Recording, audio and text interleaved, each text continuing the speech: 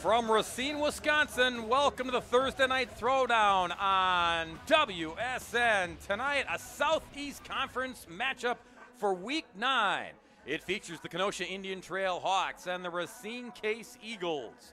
Hi, everybody. Bob Brainerd, along with my partner, the Hall of Fame coach, Dan Brunner. John Pearson will join us from the soggy sidelines. Yes, it's raining here. Going to be windy as well. Some football conditions to deal with tonight. But, Dan, here's what we know going into this Week 9 matchup tonight. Both teams are already in the playoffs. Yep. They know that. But they're fighting for sole position of third place in the Southeast Conference. That's a big deal when it's all said and done. Oh, yeah, obviously. And these are two rivals, too. I mean, they're neighboring communities, two programs on the rise. Racine Case surprisingly taking a huge leap under their second-year head coach, Anton Graham. So this is a big game tonight. The Hawks, their engine, it's provided by their quarterback. He's been doing it for 3 years now. L.J. Dagan, Dan, he can score, he can create in so many ways. Yeah, L.J. Dagan, you talk about a dual-threat quarterback. He's basically been the leading rusher in the Southeast Conference since his sophomore year. He's going to be fun to watch. And another all-purpose, do-it-all guy for Racine Case, Tamarian Brumby. I mean, you're going to see him literally all over the field. Yeah, Tamarian Brumby. He never leaves the field. I mean, wide receiver, defensive back, can play all 5 DB positions they have. He also holds. He also is a return man. He's getting big looks from big-time programs at the college level. It's a battle of the birds tonight in Week 9 in Racine. The Hawks and the Eagles. Kickoff is next.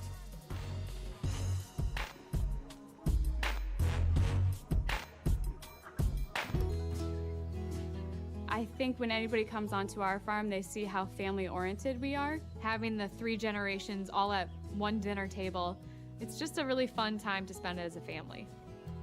I would love to see them someday taking over the farm as well. You know, that's a farmer's ultimate dream, to see it pass on to the hands of the next generation. Support Wisconsin dairy farmers. Buy Wisconsin cheese and dairy. All right, let's go, baby. Mind over matter. If you don't mind, it don't matter. Nobody ever drowned in sweat. Let's go, baby. Let's go. All right, I'm pleasantly impressed by that.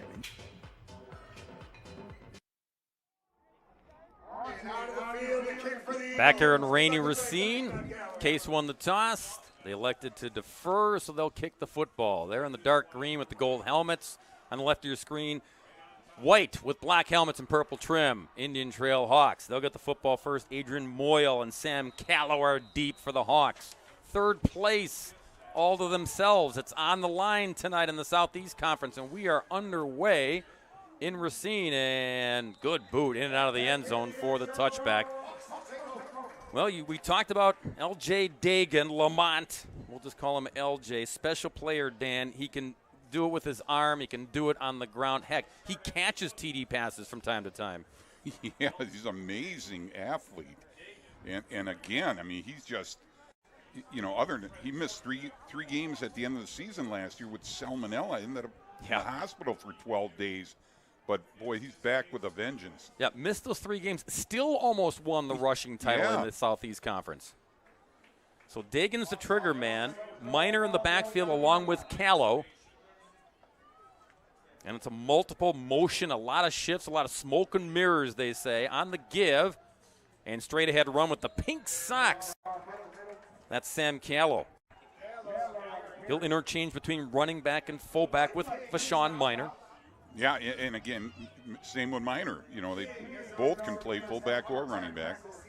Rob Van Dyke is the offensive coordinator under Paul Hoffman in his 7th season. Doing a great job at Indian Trail. Illinois native who played his football nearby at Carthage College back in the day.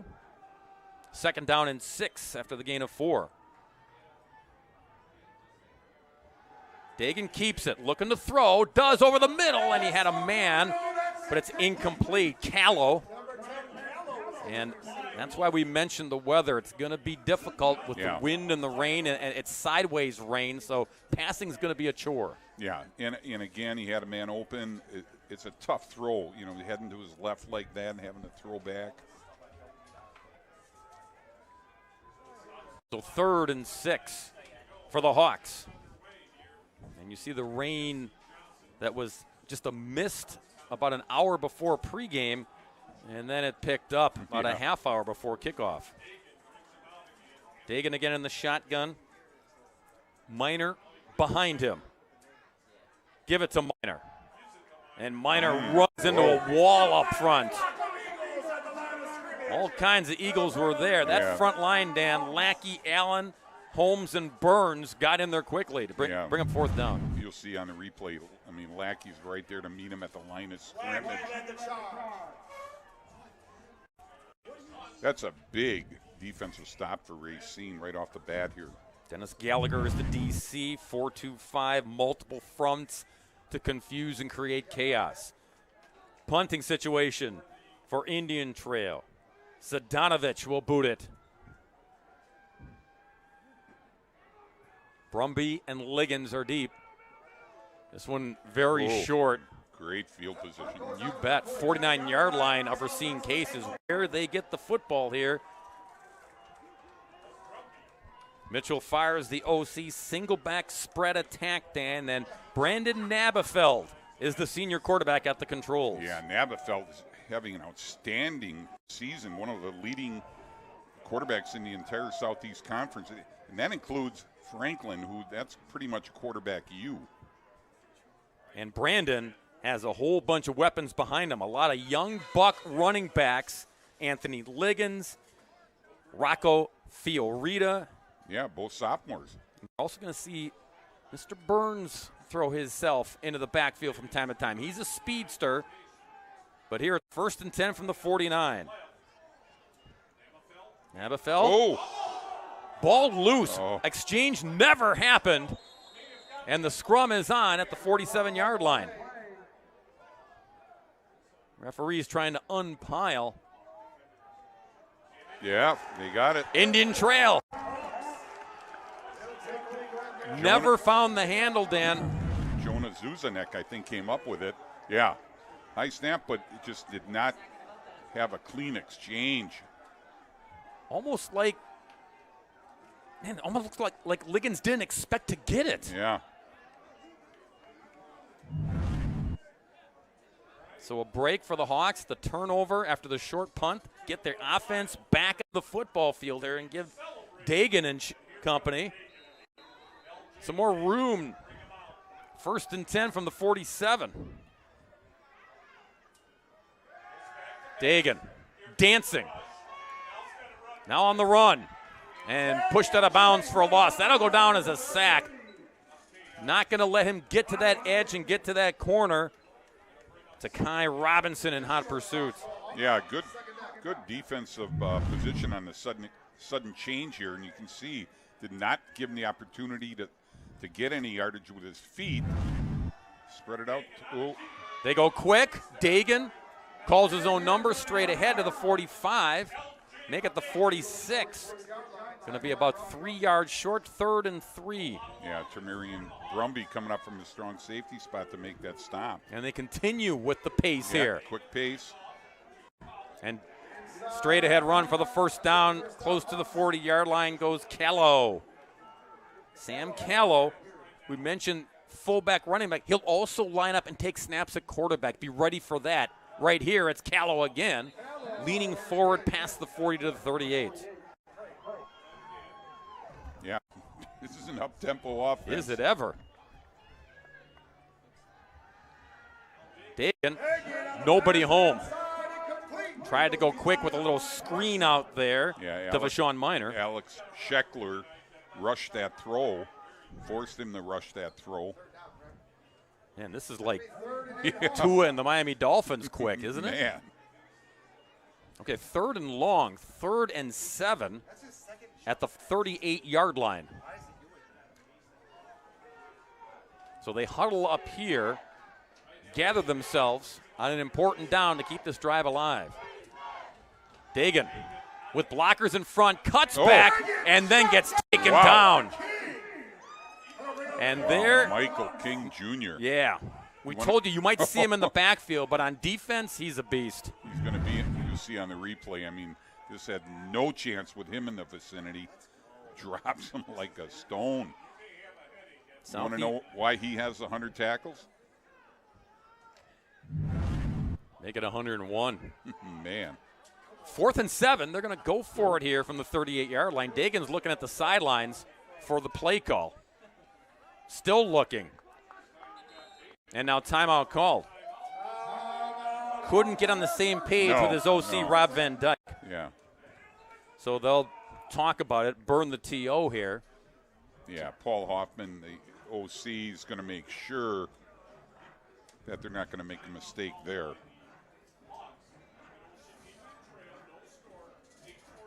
That's Van Dyke in the huddle with the headset, and just off the camera with the white beard, you'll see Coach Hoffman again in his 7th season. Fun guy to talk to, loves talking about football, and says his team, pleased with his team. They had a whipping last week against Franklin, lost 52-14, but they spotted Franklin 35 points in the first period. Yeah. He said everything that could go wrong went wrong, and you want to give Franklin 35 points to start a game? Not optimal. So they threw that one out. Looking forward to this game here in week 9. 4th and 7. Indian Trail, Dagan to throw. Now has to run, and he will not get it. Wrapped up by a whole bunch of Case Eagles. They'll take over on downs. Dagan shaking his head. But good job by the secondary of Case to not allow anything deep for that first down. You see on the replay, a lot of guys coming there got turned back in, and then coming up from his secondary spot, Adam Contreras got in on that also. And the Shari Thomas there to wrap him up first, and then a lot of help. So, Eagles offense, another opportunity here. 1st and 10 from the 36-yard line. Nabafeld, shotgun. Clean exchange here to Liggins. And Liggins, nothing doing there. Gets back to the line of scrimmage, but that's it. Yeah, Lance Mazinet dropped him for a 1-yard gain.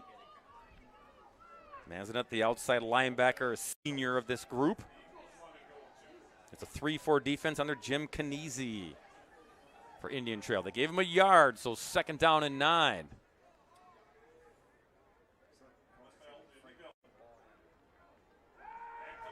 Navafeld, sideline toss. Jump ball, and it's incomplete. Nice job in the secondary there by Adrian Moyo. He's the captain of this secondary. Yeah. Intended for Latrell Harrington, who had it, you'll see on the replay, actually turns himself into a defensive back to prevent the interception.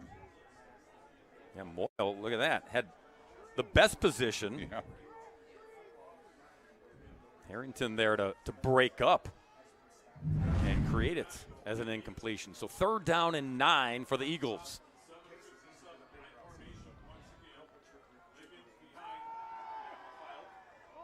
Sideline toss, complete, short of the first down at the 42-yard line. It's caught by Harrington. Yeah. See if they want to go for it here on 4th and 4. Yeah, Harrington's a Concordia St. Paul recruit. Gonna punt. And Jacob Houghton will come in to boot the football. Why not? You got an all-state caliber punter. I mean, just a weapon. Moyo is deep for Indian Trail. Standing at his own 20.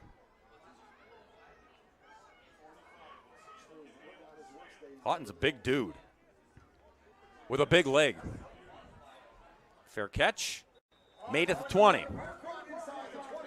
So back and forth we go, battling Mother Nature and battling each other. No score here, late stages of the first.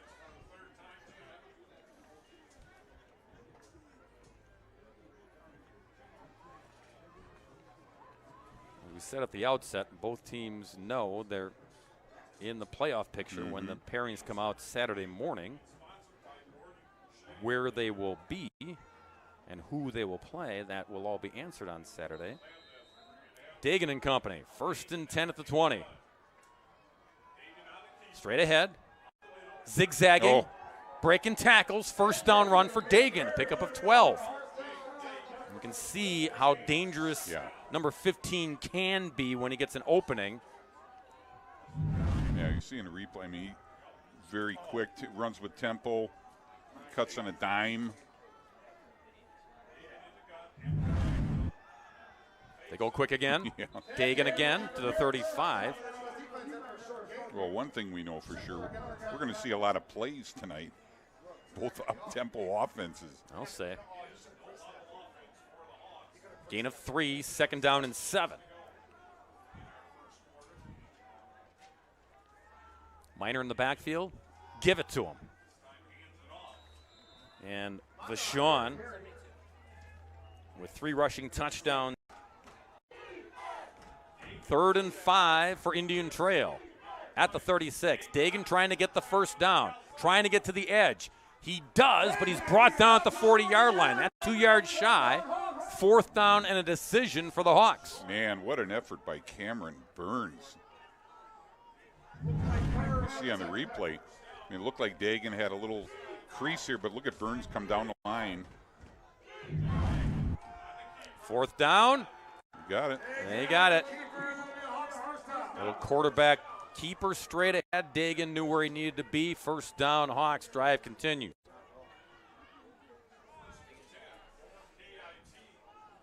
Dagan's going to get a little breather here and run over. Let his OC, Rob Van Dyke, get in his ear hole for the play.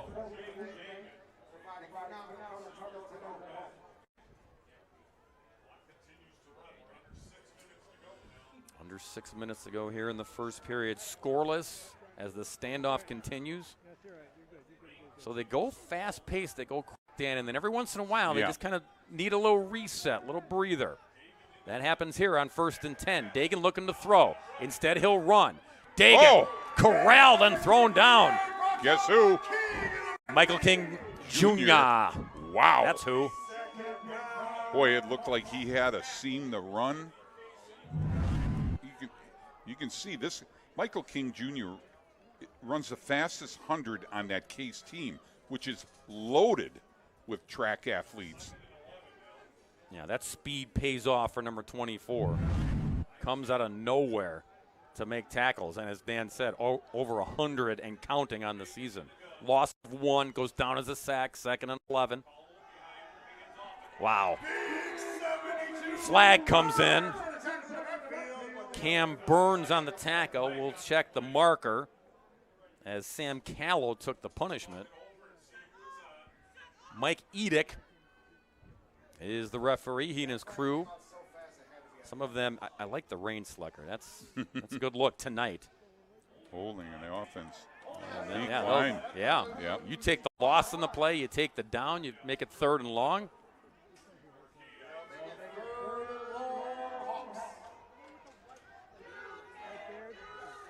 So back to the 43-yard line. They need the 44 of Racine Case to pick up the 1st down. See if they try to get just a chunk of it here and then make a decision. 3rd and 13. Minor in the slot. Split to the left. And Dagan looking to throw. Buys time, throws, catch is made, 1st down right at the sticks. It's made. Luke Peltier. Yeah, Luke Peltier, sophomore. It's a big catch. Big indeed. Nice job by Dagan here. Knew where he needed to be, and then the little curl, but right at the sticks to pick it up. Peltier, only a sophomore, but a big target at 6'3". Big kid in the huddle. 1st and 10 from the 43 of Case. Dagan. Minor in front. Gets behind the block of Minor and scoots out of bounds at the 40. Gain of 3, 2nd and 7. Callow and Minor, they know their job in the backfield. When they're not carrying the rock, they need to block for number 15. Yeah, and you can see why Dagan is such an effective runner. I mean, he's got great size, great speed. 2nd and 7. Callow. Big run. First down and then some to the 32. Sam Callow finding that opening that Mr. Dagan has found a couple times. Yeah, you start keying in on Dagan a little too much. Creates opportunities just like this. Now, Sam is also a backup quarterback, and you'll see him take some snaps perhaps in the football game, and when he does, he looks for Dagan as his main target. He's 3 for 3, and 2 of those are for touchdowns. touchdowns. 1st and 10 from the 32. Indian Trail on the move. Pull it back in, little play action going deep. Down the sideline, and oh, what a catch. Catch is made, and tippy toe in for the touchdown. Dayton Dahlquist. Man. How about it, Dahlquist?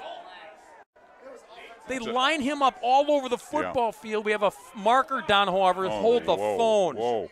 It's back at the line of scrimmage. That was impressive, but it might be all for naught. Mike Edick ineligible. Receiver. Yikes. Wipe it away. What a shame, because man. Dayton Dahlquist, I mean, worth another look even though it doesn't count. Yeah, take a look at this. What a catch. Big time catch. Yeah. And stays in bounds. Both feet in. And touches the pylon. Would have been a touchdown. Would have been his 5th of the season.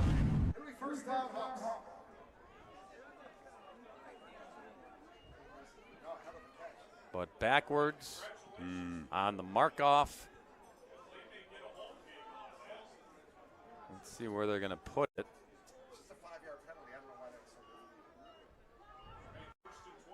They're going to mark it. Okay, 37-yard line. 1st and 15 now. Incomplete. Callow tried to get him on a little screen. Yeah, faked it to Minor first, but again, Alex Scheckler right in his face, forcing a quick throw. Yeah, that helped blow the play up. There's the head coach of Racine Case. What a job he's done. Anton Graham, his 2nd season, 10-year assistant at Horlick. But most importantly, starting defensive end on the Racine Raiders. And he and his staff are loaded with Racine Raiders. National champions. Yeah. You talk about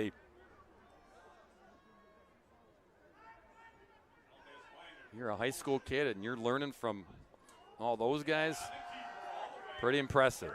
Dagan careens off a tackle up and over the 30 to the 29-yard line. Going to make 3rd down manageable here, Dan. Yeah, absolutely. And obviously they're in 4-down territory, so they're in good shape. So at the 29, they need the 23, make it 3rd down and 6. Hey, so that's a fair. So you hear what they're saying? So coach is going all the way out into the numbers on the field. From the 29. Empty backfield for Dagan here. In trouble. Oh. Down he goes. Flags go down as well. There was a marker that came in while Dagan was dancing around, and then another one came in the backfield. Going to be a hold. They'll decline that. Yep. You take the sack, you bring up 4th down. See Scheckler right off the edge. Doing a great job, getting held, but he still gets off it. You see the jersey tug. Boy, and not easy with Dagan dancing around out there, all of his speed, but in pursuit.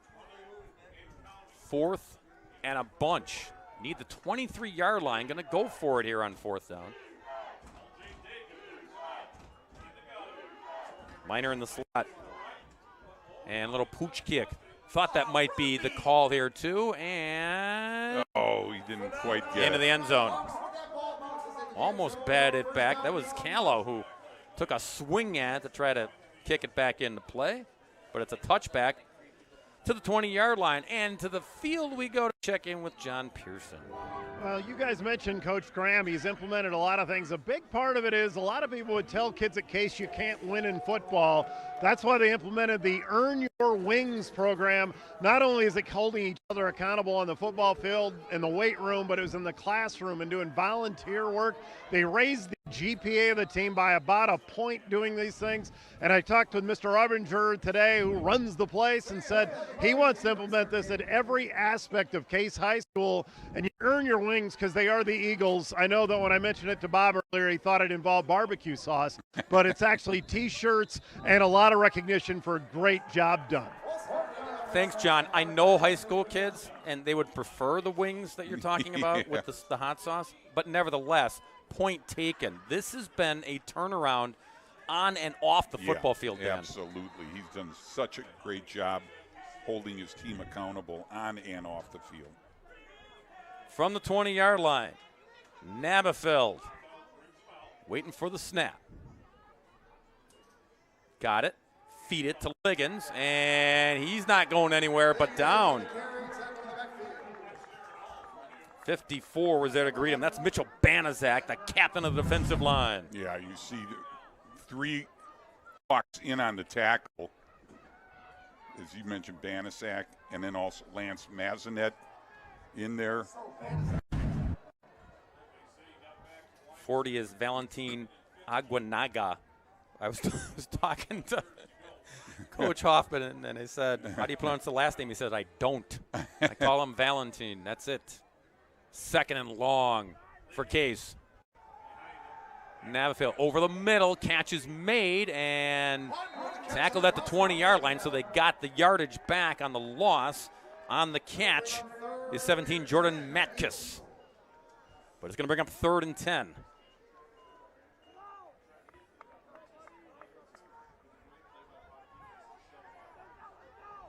So the Hawks were allowing that over-the-middle stuff, but not the big stuff. Now trying to force a 4th down here. 3rd and 10 for the Eagles. Empty backfield for Nabafeld. Surveying and dropped by Liggins. Doubtful he gets the 1st down anyway. Jihad Pommels was right there with him, number 7. So now it's 4th and 10. Got a punt to the Eagles. And we play the field position game, Dan, here in the first period. Yeah, absolutely. Both teams have had some opportunities, but basically it's just been field position, who can get that advantage. And Indian Trail has kind of had the advantage, but have shot themselves in the foot with some penalties. Jacob Houghton to boot it to Adrian Moyo, standing at his own 40.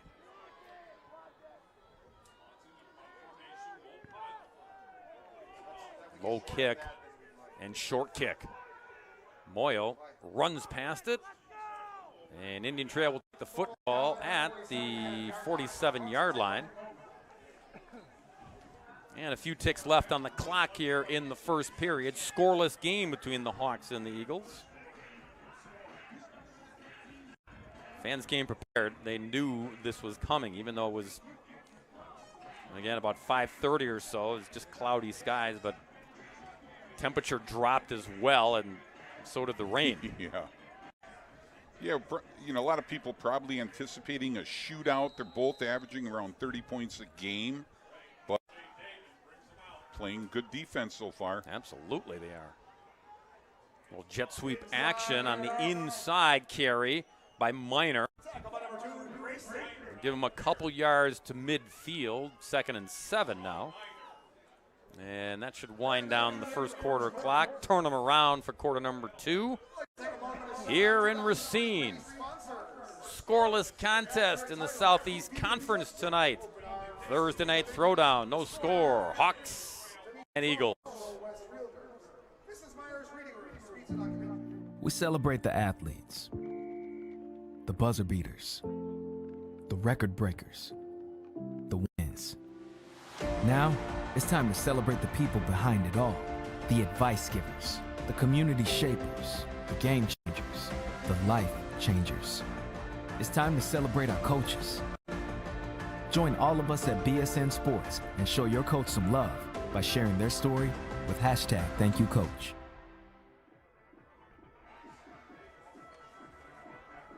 And we're back in Racine, Wisconsin.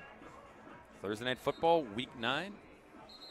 Week 10, both these teams will be playing Week 10. Yeah. They clinched their berth in the playoffs. They'll find out Saturday morning where that will be and whom it will be against. Dagan, straight ahead, calls his own number, gets into Case territory at the 45-yard line. Going to be just 2 yards shy here for third down. Yeah, and they've already showed us pretty much every drive is a four-down territory drive. Yeah, the punter is Logan Zadanovich. We haven't seen him yet. We actually seen Dagan with the pooch punt. Yeah. 3rd and 2 here.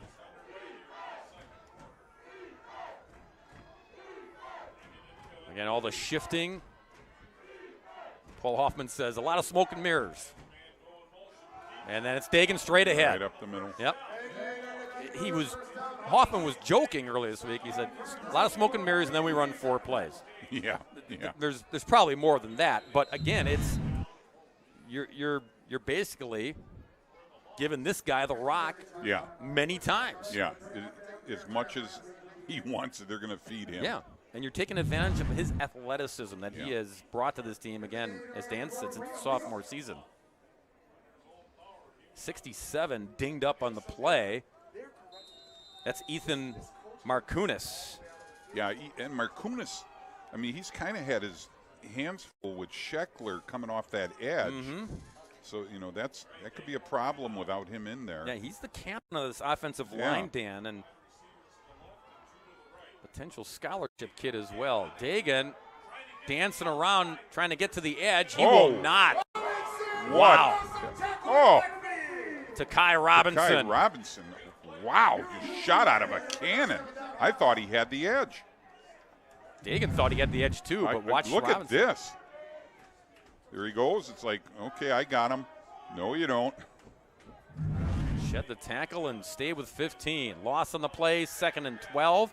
Little screen, catch and carry. And then brought down at the 34-yard line. Head of steam there for Sean Miner. But they catch up to him to force a 3rd down. Yeah, Misha Grayson made a big tackle there. And here we go, quick again. Hawks on 3rd down. Dagan straight ahead, going to get the 1st down. Look out.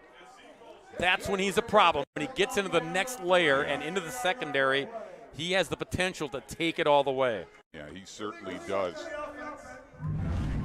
You see, like you said earlier, they're running the same plays. It's either a fake, A gap on the right, A gap on the left, or he goes outside. Meanwhile, back at the range, penalty. There was a penalty. And everyone was looking at the Dagan run and forgot to check the laundry back at the line of scrimmage. Another hold will force not a 1st down, but a 3rd and 11 at the 39-yard line. Dagan's listed at 6'1", 174. He looks bigger than that, Bob. He sure does. Very athletic, strong, chiseled. Now here. Here's a Wildcat here. Yeah, Sam Callow taking the snap. Watch for Dagan in motion there.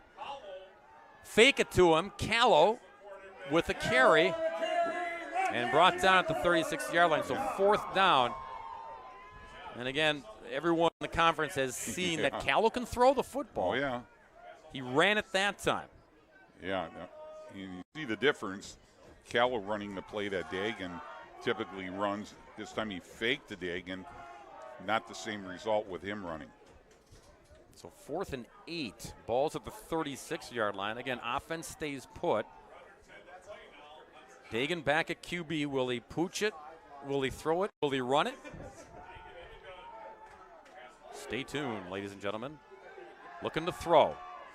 Over the middle. Got a man, and heavy traffic. Incomplete. Intended there for Peyton McCousy. And they turn it over on downs. Yeah, got a little bit of a funky arm action, but he put the ball on him. Incidental contact. Zaire Griffin has got 2 picks on the year. Mancusi, I don't know if he gets into the end zone, but he's a guy that finds ways to get open and couldn't get enough breathing room. So back on the field, the Eagles offense, 1st and 10 from the 36. Nabafeld handed off to Liggins, dancing and tripped up. Great tackle there. Solo on the Bradley Philippus on an island, making it happen. Yeah. Liggins looked like he had the edge again there. Philippus is the Hawks' leading tackler. He's the last line of defense, and he got up in there quickly. 2nd down and 5. Ball's at the 41-yard line. Nabafeld to Liggins again. Look at this. Oh, a boy. burst. Whoa. Philippus again. No, Head not over heels. Moyle that time tripped him up, but Moyle was the last line of defense as Liggins had room to run. Yeah, Liggins, you can see right here, he shoots through the hole. Looks like he has a sideline. Other than Moya coming up, making a spectacular tackle. He's only a sophomore, ladies and gentlemen. He was offered by Central Michigan last year as a freshman. Amazing. He's visited Notre Dame. He's visited Wisconsin. He's going to visit Minnesota in November. Don't go there. He had a stinger in week 1, and that held him back a little bit, but he's healthy again, and you can see it on that run. Give it back to him, and little momentary, slow down in the backfield on the exchange, and that allowed Zach Jackson to get in there. Yeah, it looks like there's an opening here, but watch Jackson run right through it. Make the tackle. Captain of the Linebackers, also the homecoming king down. Well, he's the homecoming That's king. right. Big man on campus. Loss on the play. 2nd and 14 now. Back at the 45 for Cade. 7 minutes and change to go before halftime. Nabafeld, shotgun surveying. Hawks showing pressure. Toss it to Liggins. Liggins to the 40, 35, and tough dude to bring down. They do, however. Nate Urban hanging on for dear life at the ankles. 3rd and 2 coming up. Yeah, and you see Nabafeld. His job is get the ball to the playmakers, and he did just that on that play. Liggins out in space, guys blocking on the field for him. Brumby, not just the receiver. He just does a nice job overall, Brumby, getting people off of his teammates. Now, we've seen Michael King on defense and the speed. See him in the backfield here, 24. King is a threat. He's got 6 rushing touchdowns in spot duty in the backfield. Yeah, and fastest 100-yard dash guy on the team. Give it to him. King, 1st down and more. Leapfrogging people. Man. And down at the 22-yard line goes King. Speed and power. Wow.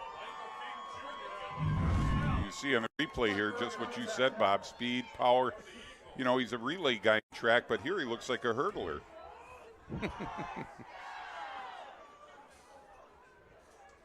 Got it done. 1st and 10 at the 24.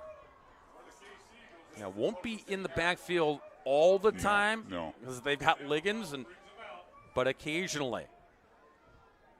And he stays in here on this drive. Give it back to him. King trying to go right side this time. Speed to the edge. King pushed out of bounds inside the 5.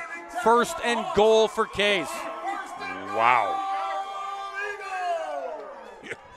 You'd be if he wasn't so effective on defense, you would just be so tempted to ride that horse on offense. Man, can he fly. Isn't this like the Braylon Allen story when he was in high school? Yeah, exactly. Right? Look at Brumby again downfield. Put the hands up. Just enough to help spring him inside the 5. 1st and goal at the 3. for the Eagles, trying to Well, unlock this deadlock. You want to let King pay it off here. He took him down there. Give it to him. Walks in for the touchdown. Easy pickings for King and Case, who score first here in the second. Michael King Jr. for 6. Yeah, like you said, Bob, look at the offensive line do the job. He just walked in untouched. Kavork, Buchaklian, Evan Summers, Declan Nason on that side, the center. Jacob Houghton now for the PAT. King getting some love and some liquid on the sideline. He earned it. And it's good. Case makes his case. Finally cobbling a drive together here. Was a stalemate featuring both defenses. But the Eagles strike first to make it 7-0. Yeah, again, look at him coming off the ball, getting a push. Yeah. And again, Bob, I'm so impressed with Brumby as a blocker. I mean, for a guy who's just, you're the epitome of a skill guy, he just is always in on the action. King loving it. Getting some time in the backfield. That's his 7th rushing touchdown, Dan. In limited time back there, right. 7. Yeah, So does not carry it often, but very effective when he does. they pick their spots on when they want to plug him into the backfield, and that was a good time because gave him a little head of steam, got him downfield, and then, yes, pay him off, let him score for 6. Houghton to Moyo and Caldeep.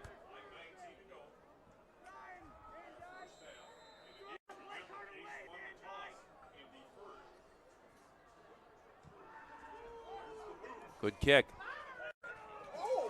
Oh, no. Was that out of bounds? I think or it's in the OB end zone? on the 1. That's Ali Hulbert, who was deep. Couldn't field it cleanly. Let's see where it went out, Bob. I think it's inside the 1. Yeah, off the hands, off the ankle, and then, yeah. It couldn't be closer. If it hit the pylon, it's a touchback, even with all the miscues there. Well, oh boy, this will be interesting. Hawks starting this drive at the 1-yard line. And you're talking about a quarterback who takes the majority of his snaps in the shotgun formation, so you're inviting a safety here.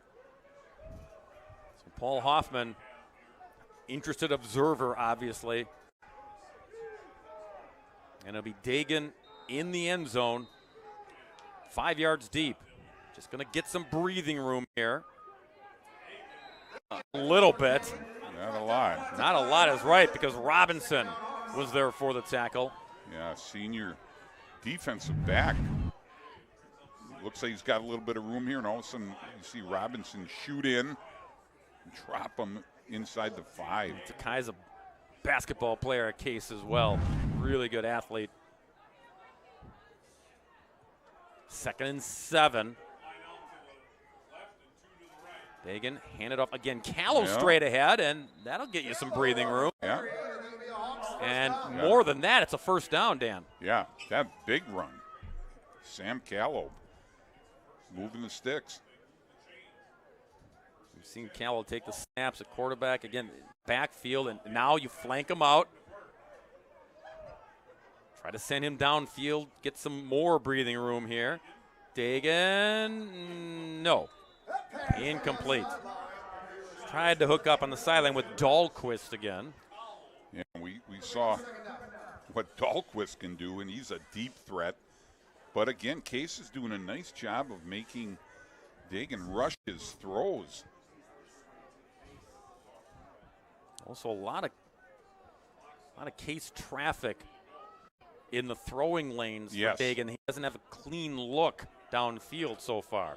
2nd and 10 here. Ball to 12.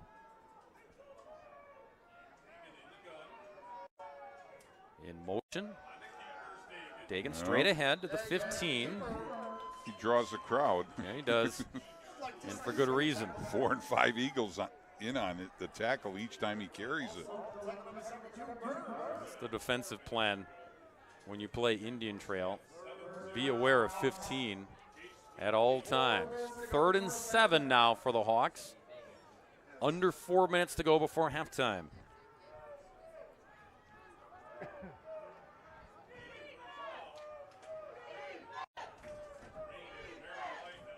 Dagan turning out of trouble. Throwing downfield. Oh. Catch is made. Callow got loose. Past midfield. Big chunkage there by the Hawks. What set this play up, we see on the replay, is that spin out of trouble, and he gets the edge, and as unlike what you said earlier, Bob, where the passing lanes are all cluttered with Case players, nobody in the way between him and Callow. And again, Callow not lined up in the backfield. They split him out. Yep. And he went downfield and found a crease. Huge yardage there to the 46-yard line of the Eagles. Dahlquist in motion. Dagan again trying to get to the edge. He does, and then gets wrapped up at the 42. It'll be 2nd and 7. Counting down to 3 minutes to go before halftime.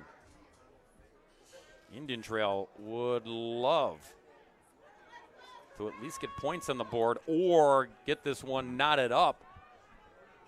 Remember, Case deferred. They get the football in the second half. 2nd and 7 here at the 43. Minor in the backfield. Give it to him. Gets to the 40. Now you're looking at 3rd and 4 for Indian Trail.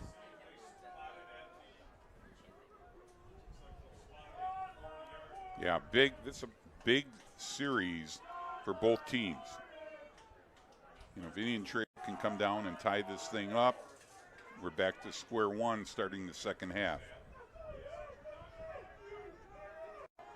3rd and 4 from the 40.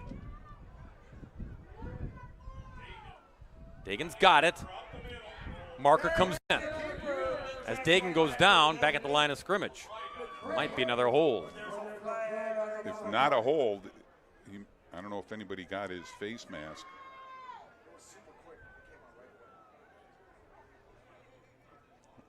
Oh, they're heading back, so. Yep, Mike Edick waiting for the call from his crew. Another hold. Yep. Decline it, force a 4th down, force Indian Trail, does Case to make a decision here.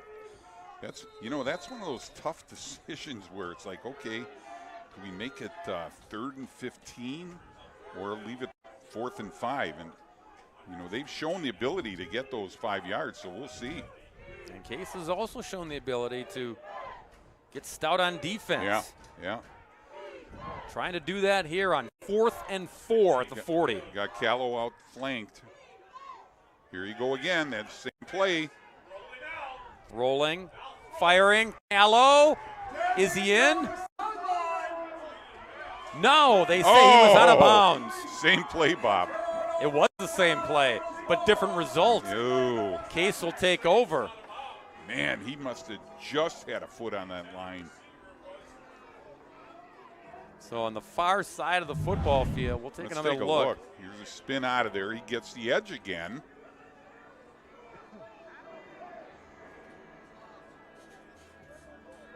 Nope.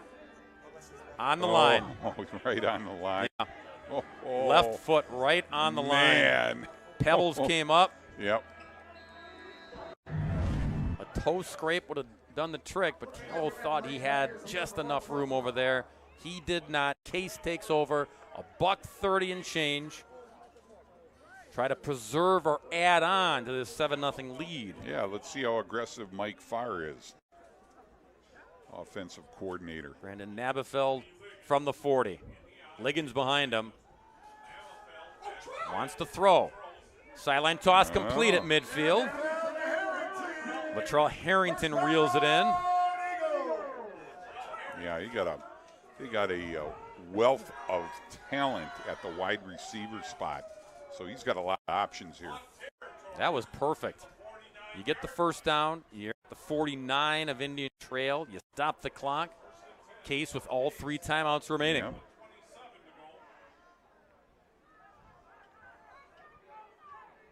First and 10 Eagles. Nabafeld. Tons of time. Now gives himself a little more room. Catch is made again. Shaken tackles. Oh! 25, 35, beg your pardon. Out of bounds at the 25-yard line is Harrington. Boy, watch Nabafeld here. What a nice job.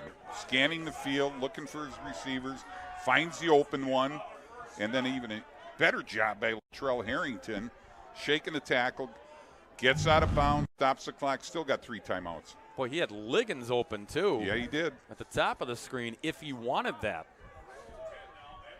First and 10 to 27. Eagles on the march here. Looking to tack on more before halftime. Nabafeld buying time and throws out of bounds, incomplete.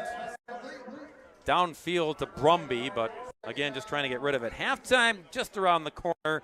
We'll have the Dairy Farmers of Wisconsin halftime report for you. John Pearson talking with Travis Wilson from WSN as per usual. They talk about Thursday Night Throwdown and all things Wisconsin high school football. It's coming up at halftime. Playoffs are just around the corner. Yeah. Matchups will be announced on Saturday morning, and then the postseason begins next Friday throughout the entire state. Can't wait. And by the by, we'll have a game for you on next Friday night. Playoff game, TBA. Check your local listing. Second down and 10 at 27.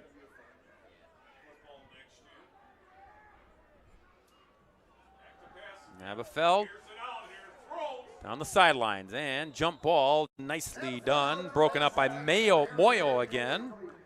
Moyo says, yeah, that's what I do. Yeah. Conference DB last year.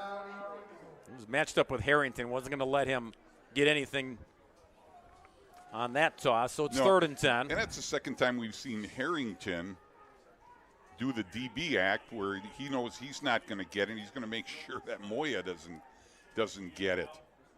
And again, Adrian, he's the captain of that secondary. Running the show back there. Now third and 10 for Case with just over a minute remaining.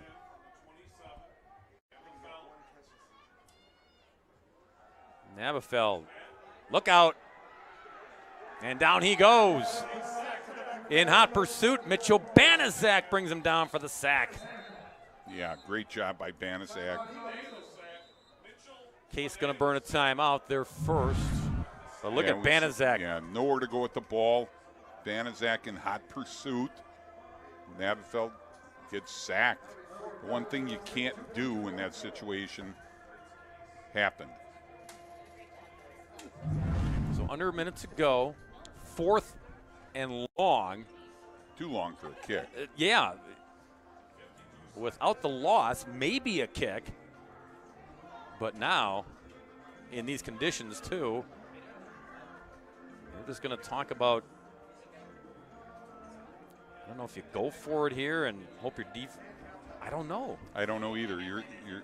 This is you're between a rock and a hard place here because with 52 seconds left, you give them the ball close, great field position. Then the Hawks can do something with it. See if Houghton comes out just to boot the football, a little shorty maybe, and pin him back and be satisfied with the lead at halftime. Looks like we're going for it. Anton Graham making the decision, roll the dice here, unless Nabafeld does a little pooch of his own. We've seen his counterpart do that tonight. Keep an eye on Brumby. Going for it. Or not. Incomplete. Yeah. Great job defensively by Hayden Dembowski. You could see him, Dan. He just timed up. He said, yes, he did. Yeah. I'm not going to interfere. I'm just going to get there and knock the ball OB. Yeah. So often in those situations, you have the guy play through the receiver and you get that pass interference. But he did a great job coming in front, just knocked the ball down, had both hands in the air. good things come in small packages, too. 5'8", 155.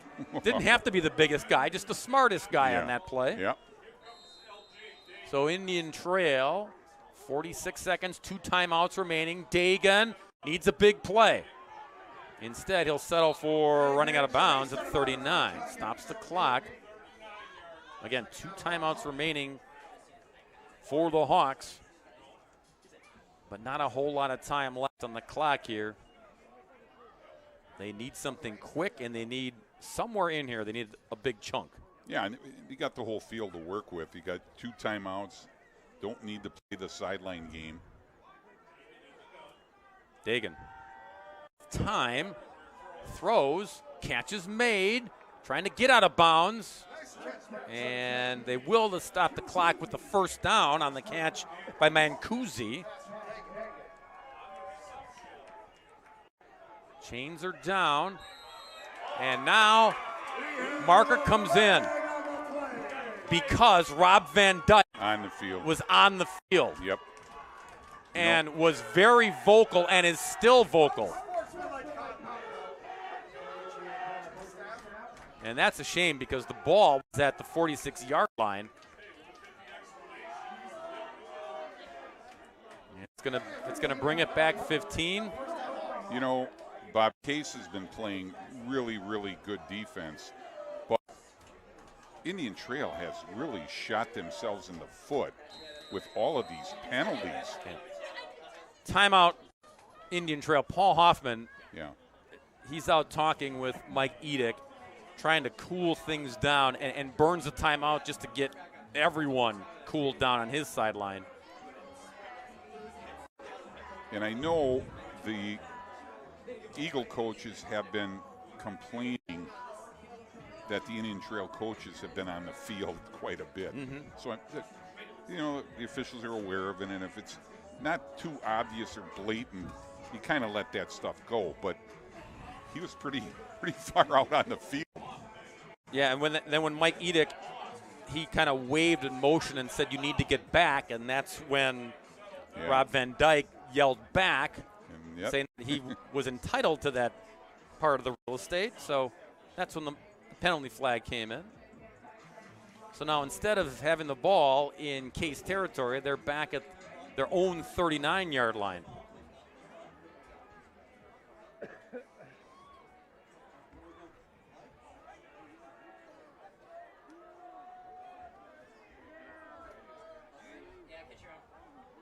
So, 1 timeout remaining, 31 seconds left. Dagan looking to throw. Does. Catches. Oh! Catch isn't made by Callow. Callow was kind of following your lead, Bob. He thought he already caught it. That's the cardinal rule is catch it before you run. Yeah, that was right at midfield, and then he probably had room. Yeah, he did. Yeah, room to scoot. Second and Kenosha for the first down. It's a long way. They're at their own 39. They need the 36 of Case to pick up the first down. That would have been interesting because, like you said, he had room to run. Here's Callow going to take the snaps here.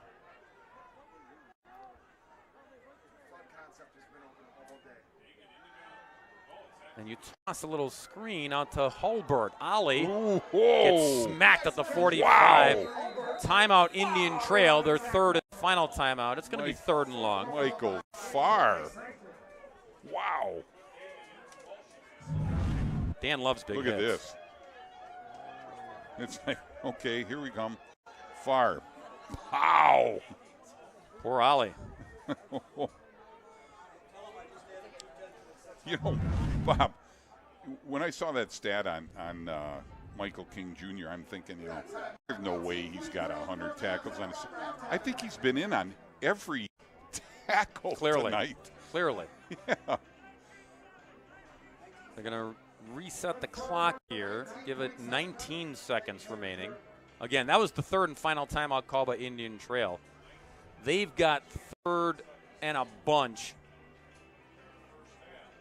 And maybe you take a shot here, but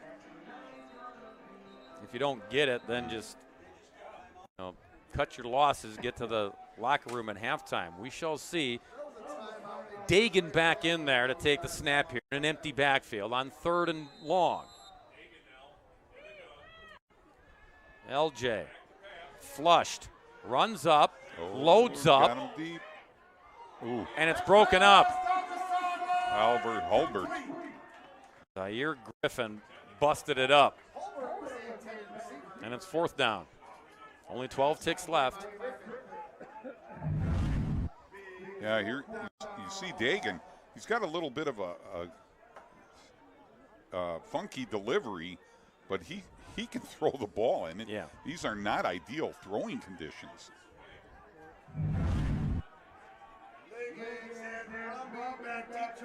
Flippus is back to boot the football.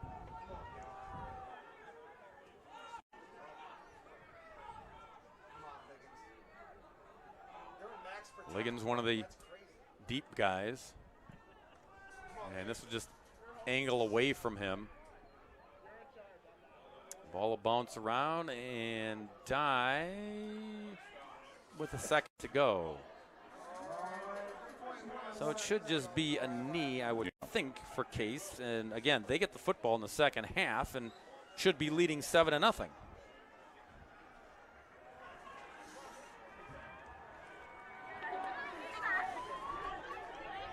Rain has stopped, so young ladies are happy for that. Although now it's picked up again. So. Light rain, though, not as violent as it was to start this football game. And this game conditions not as bad as it's supposed to be tomorrow night throughout the state. Good night. Oh, man.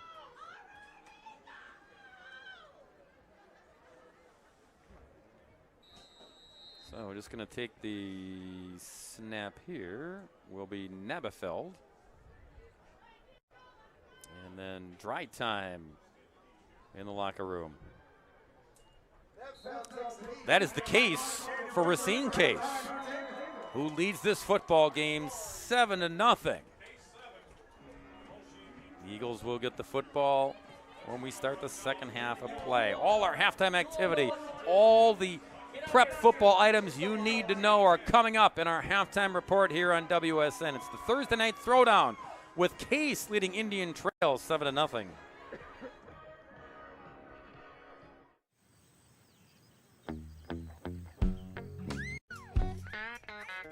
I love living in Kewanee, Wisconsin because the skies are blue, smell of the fresh green grass. It's just a beautiful place to live. I love it.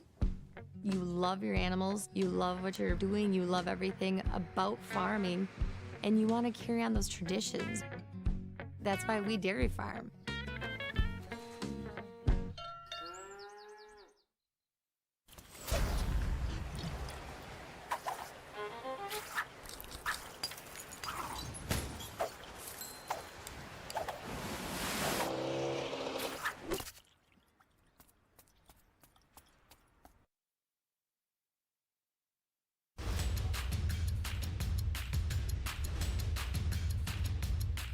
It is hard to believe we are in week 9, which means the regular season is ending.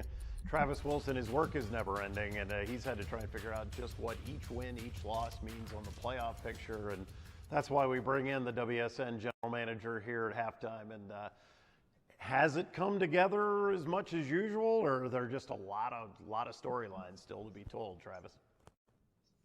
Well, the fun thing and the great thing about high school football is because of the way the playoffs work and you have to qualify to get in, there's so many variables still in play. So many teams that are still technically alive for the playoffs, so many that are still fighting for their playoff lives. You know, the way the tiebreaker process works as well, all games matter at this point. Even games between teams that are not going to be in the playoffs matter, because when you get to those tiebreaker procedures and we start talking about combined conference winning percentage of defeated conference opponents and your conference victories, their overall win-loss record, all these different tiebreakers come into play that really have, again, a lot of variables that come into play. So there's some things we know. We know that there are teams that have clinched a playoff spot, but then there's 100 teams or so that are on that proverbial bubble or trying to get on that bubble of being in the playoffs or at least on, in that tiebreaker mix. So it's a really exciting time. It's a really crazy time as well, as everybody scrambles to figure out, okay, who's in, who is not in, what are the tiebreakers going to be that apply, and ultimately figure out the 224 teams that make the 11-player football playoffs. Now we talk about it's not always about the stats, but there's always some stats that come at you, and Oconto Falls had quite the last couple of weeks, especially Alex Haynes. Did I hear correctly that they scored more than 70 points without completing a pass as we've gone along here?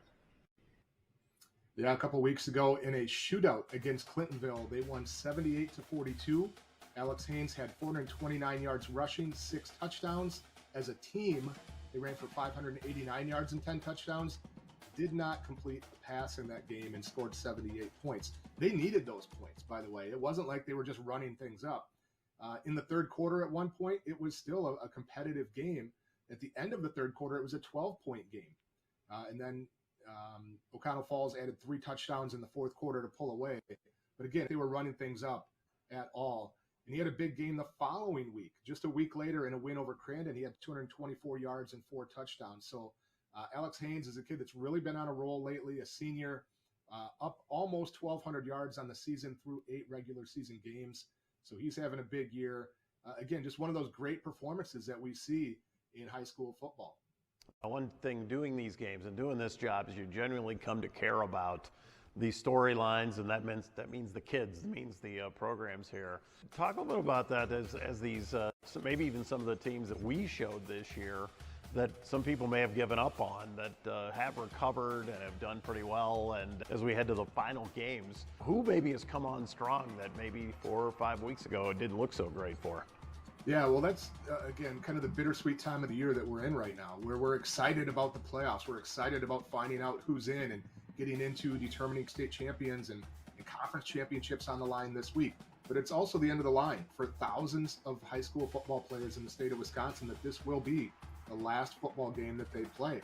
And that's unfortunate. That's sad. That's the bad parts about our job, is there's so much turnover. We get to see these kids for maybe 1 or 2 years on varsity, and then there's a whole new crop that rotates through. And it, you get lost sometimes in all of the different players and all the different teams and all the different things going on, and you remember or you forget sometimes, and you try to remember that these are kids that are going out there and performing for the last time. But speaking of the last time, there's some teams that are trying to make sure it's not the last time for them. We think about a team like St. Croix Falls, who started 0-4. We had them, pretty highly ranked coming into the season.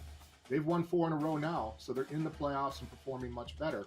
We've talked about Fond du Lac before quite a few times, and how they were 0-4 to start the year and now have gotten back on track. So there's some of those teams that are certainly kicking it into gear and have been and will continue to be in playoff mode, because that's just what they had to do the last couple of weeks to get in. Talk a little about the team of the week and how that always comes together each week, and how it's looking this week. Yeah, the WSN Team of the Week, one of the great features that we're able to put together. Looking back at the teams that did big things last week, whether they got a big win in a rivalry game, maybe they got a victory that put them in a good position to win a conference title, maybe it got them in position to make the playoffs. And the leader in the clubhouse as of right now, as we record this, and it looks like we'll go on to win the Team of the Week, very deservedly so, the Kaukauna Galloping Ghosts, who took down defending Division I state champion, top-ranked Kimberly last week. An exciting game, 14-13. That was a halftime score, and it held up the rest of the way.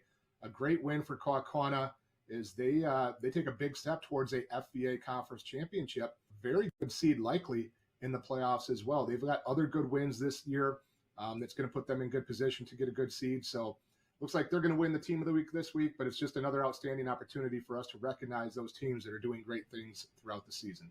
And that Kimberly win, of course, sets up, as if we needed any more reason to be excited about Kettle Moraine against Muskego. It is set up for a magical moment right there with those two teams going at it. Yeah, number 1 against number 1 this week, with Muskego taking over the top spot in the Division I poll, Kettle Moraine the top team in Division II all year and the defending state champion. And this is a mammoth game. This is what you love about high school football. Number 1 against number 1. Last game of the year. Conference championship on the line. Huge seeding implications for the playoffs. we could be looking at 4,000 or 5,000 people there in Wales at Kettle Moraine High School for this huge matchup between Muskego and Kettle Moraine. Now, Travis, one of the things you guys do that maybe develops the most passion is that game of the week, where it is that competition thing. Obviously, you vote for every quality that you guys have, but the game of the week, they know you're going to be out there. They know that the coverage is going to be outstanding. How competitive does that go, and how is the game of the week looking? Well, it is very highly competitive. This is something that we started a couple years ago. We've had some great partners with Quick Trip and the Wisconsin Dairy Farmers that have really helped us kickstart this. And for years, I had people that would say to me, well, why don't you come watch us? Why do you go here? Why don't you go there? You never come see this part of the state. And, you know, for a long time, I did a radio show in Madison that I had to do post-game and get back to a studio in Madison, which kind of limited my opportunities to get different places. But now fans can have a say. If you want me to go to your game, if you think it's the big game, we pick 5 nominees and then you can vote on it. The fans get to vote on it. And it does get very competitive. It gets circulated around on social media, within the school. Hey, let's really, you know, support our team and recognize this as the biggest game in the state this week. And we've had just great participation, great engagement in our Quick Trip and Wisconsin Dairy Game of the Week. And we've got some doozies this week. We already talked about Muskego and Kettle Moraine. It looks like that's going to be the Quick Trip and Wisconsin Dairy Game of the Week most likely. But there are other huge showdowns with conference title implications. In Fond du Lac, you've got a monumental game in Fond du Lac between unbeaten St. Mary Springs, unbeaten Winnebago Lutheran, both teams located in Fond du Lac, parochial schools there, a good rivalry, and that's a great game there. In the FRCC North, Bayport and West Appear square off this week. Both teams are undefeated in conference play, so that's for a conference title. The Big Rivers Conference title is on the line, as well as Hudson will travel to New Richmond. Both those teams are undefeated in conference. And then a big one in the Southern Lakes Conference. Badgers undefeated this year, ranked in the top 3 in Division II. Westosha Central did get upset by Waterford a couple weeks ago, but Westosha can still get a share of that conference crown if they were to beat Badger. So those are some of the big games we're looking for this week. We'll continue the Quick Trip and Wisconsin Dairy Game of the Week poll into the playoffs that help determine each week which game I go to. Yeah, just a fun way to kind of spread the love in high school football. Sometimes I wish the people would send me a little bit closer to home. The drive to Kewanee last week was almost 3.5 hours, but I got up there a little early, headed over to the lake shore, got a chance to take in Lake Michigan, which living in Reedsburg, we don't get to see every day, obviously. So try to make a nice little trip out of it. Obviously, there's 2, 3, sometimes 4 stops at Quick Trip on the way there and or on the way back. I always tell people I like getting out. I like seeing different places. I have no qualms in traveling and seeing different teams and what I've kind of seen over the years. And you're, you know, people like you already, but you're about to be really, really popular this weekend once all these games are played and they do all the figuring out of the playoffs and the complete coverage that you're going to bring. Talk about just what is in place to make that work, because you are the destination to find out just who's going where and who's doing what. Well, first of all, I've had many people ask me about the WIAA bracket reveal show that took place last year for the first time. I was supposed to be involved last year. Unfortunately, I ended up in the ER the night before. But happy to say that I will be involved this year again. The details are not announced as of yet, but there will be a WIAA bracket reveal show Saturday morning, 10 o'clock. Stations that will be listed will not be on Bally Sports, but it should be a good time. An hour-long show revealing the brackets. I'll be involved to help break things down there. So that's the first thing, is just getting the information you can find on that WIAA bracket reveal show that I'll be a part of.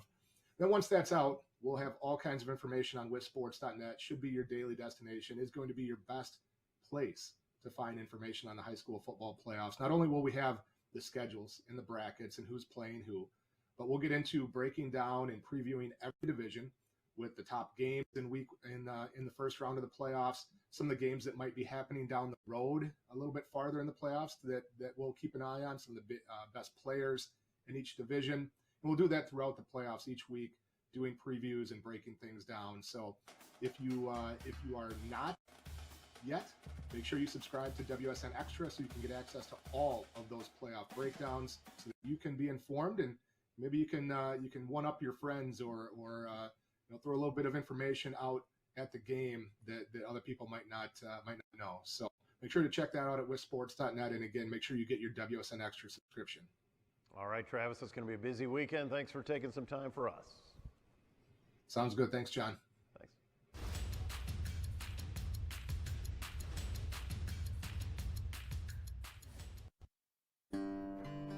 Farming is more than just a job because it demands so much of you. Every day I'm with the people that I care about the most. We accomplish or we fail together. Support Wisconsin dairy farmers. Buy Wisconsin cheese and dairy.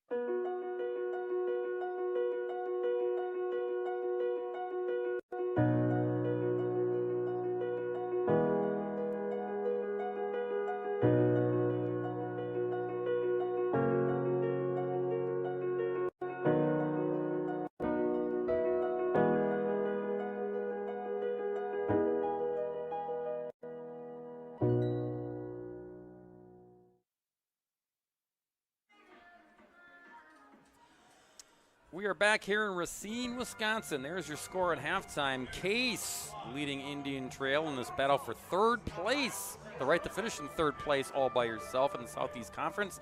7-0. The Eagles lead the Hawks at the break.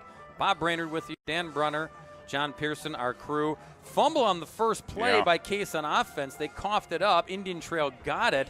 And Indian Trail, as you might expect, Dan, a defensive standoff. They've been making plays, keeping the score low. Yeah, absolutely. Doing a great job on defense. Both teams, for that matter, are doing a great job on defense. And when it was an Indian Trail getting tough on D, it was Mr. King getting it done. Oh, man. On D for Case, Dan. Yeah, he did a great job. I mean, 100-plus tackles on the year. It's all over the field on defense. And then when they needed him in the backfield, they put him back there, and what a difference he was. Yeah, he's got that lightning quick burst, great 100-yard dash time. Yeah, 3 consecutive carries in the backfield for King, including the 3-yard touchdown run that capped off the drive. That's it offensively. It has been a lot of really good defense, a lot of bodies flying around making plays, and King with the touchdown run there in the second quarter. That's where we are with Case getting the football to start the second half. L.J. Dagan, he's made some big plays, Dan, with his feet and with his arms, but the penalties, you talked about shooting themselves in the foot, have been costly for Indian Trail tonight. Yeah, touchdown, beautiful throw and catch called back. And guess what? The rain is back. Oh, yeah. Guess who else is back? John Pearson. No umbrella either.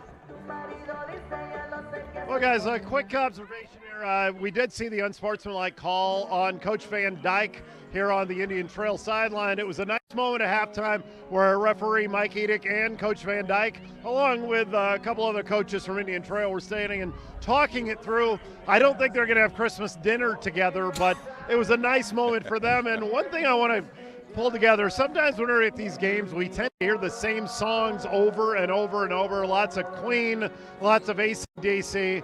Here at Racine Case, right in a row, we heard Baby Got Back. If it hadn't been for Cotton Eye Joe, I'd been married a long time ago. I'm sorry, Miss Jackson. Woo! And also, finally, yes, indeed, a song from Moana. So they're breaking it up a little bit more of a diverse bit of music here than what we've gotten used to over the years. You don't mention Neil Diamond. Yeah, you don't mention Sweet Caroline. You Yeah. You just forgot that, John. Okay, fine, be that way. Bum, bum, bum. Yeah, Dan was singing along with that. I just give John credit for going sans umbrella out there. I do too. You know, because you can see the rain has started up again here with the teams out to stretch and get loose for the second half of football. Indian Trail comes in with a record of 5-3. Yeah, isn't that fun? 5-3 overall. They're 4-2 in conference play. The Eagles are at 4-2 in the Southeast Conference, 6-2 overall. So again, you're going to have Franklin and Oak Creek finishing 1-2 in the Southeast Conference. Winner here tonight will get third place, and that will go a ways in how the seeding goes. Both these schools will be in Division I because their enrollments, they're big schools, so they'll be in the Division I bracket when it gets announced on Saturday morning. Yeah, third place in the Southeast isn't chopped liver. I mean, No. That's a big-time finish when you're talking about Franklin and Oak Creek finishing ahead of you. This Indian Trail squad, when they take care of the ball, that has happened in their victories. The losses came against Oak Creek, came against Franklin last week, and came against Verona in non-conference play. And in all three games, the commonality was they turned the ball over. Well, they haven't turned it over tonight, but the penalties have been the bugaboo for them. So clean up the mistakes, and this is a very good football team. We'll see what they do adjustment-wise here in the second half. Yeah, you know, and Bob, when we did the Oak Creek Franklin game, we had a chance to talk to both of those coaches, and both the head coaches of Franklin and Oak Creek just raved about Indian Trail and Racine Case. They were all concerned about playing them. Well, and that guy, Anton Graham, what a job he has done, brings that football mentality. Here's Dan's turn to plug. Where did he play college football? The Harvard of the Midwest, Whitewater. Yeah. Great tight end there, won some national championships. Yeah. And with the Racine Raiders, he goes won another national championship. And goes and gathers a bunch of his teammates and says, let's go coach football in Racine. Yeah. And they are coaching football, and they are making a difference here as Indian Trail will boot it here to the Eagles in the second half.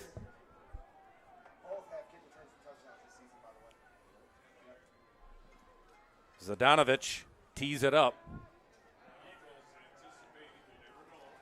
Deep, Brumby and Liggins, two speedsters for the Eagles. Low line drive, trying to keep it away from them. But getting it on his hands is Liggins at the 15. And nowhere, or rather Brumby, I beg your pardon, then pushed out of bounds at about the 27-yard line. So Eagles trying to increase this 7-0 lead. With the conditions and the way the defenses have both played, a touchdown here could be huge. Oh, yes. Two-score lead in this game would be huge. We'll see what Brandon Nabafeld, the senior quarterback, can engineer here.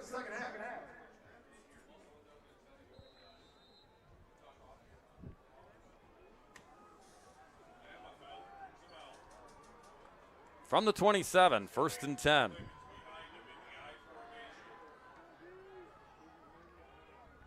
Liggins behind his QB.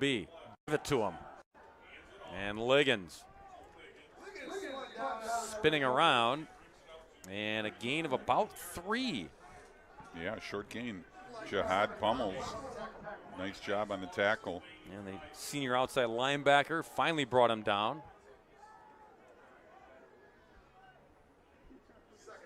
From the 30 at 2nd and 7.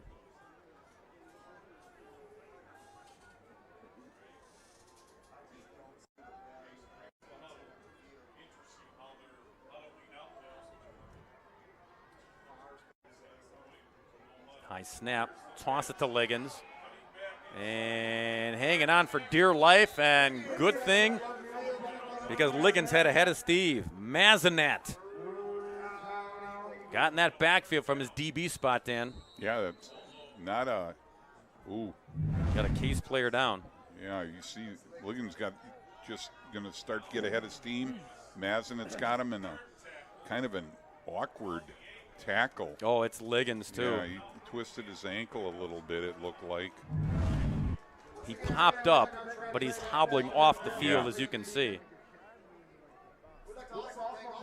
Yeah, that's a big piece of the offense you don't want to be without. Didn't want to be on the turf very long. That's why he popped up on his own, kind of waved everybody off. So the concern here for the offense, 3rd and 5 from the 32, without Liggins in the backfield.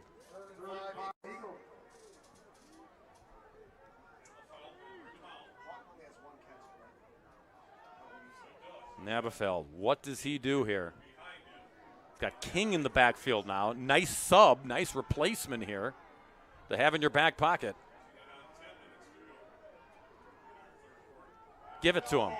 Oh, what a nice block out ahead of that run.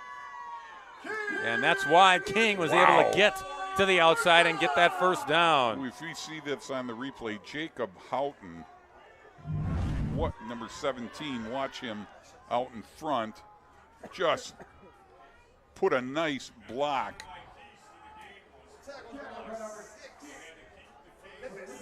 That's your kicker, Dan. Man. But that's your tight end. He's also tight end. Yeah. That's your tight end, acting like a tight end and springing the big block to spring King for the first. Got to the 41-yard line. 1st and 10 Case. King stays in the backfield here with Liggins on the sideline.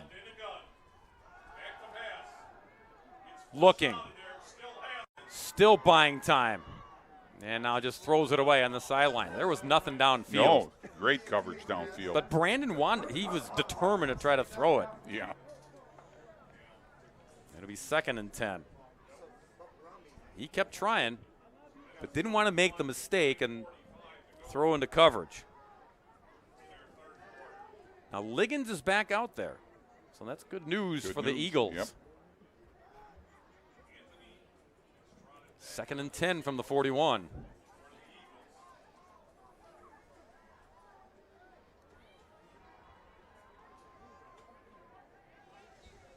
See Anthony in the backfield behind Nabafeld.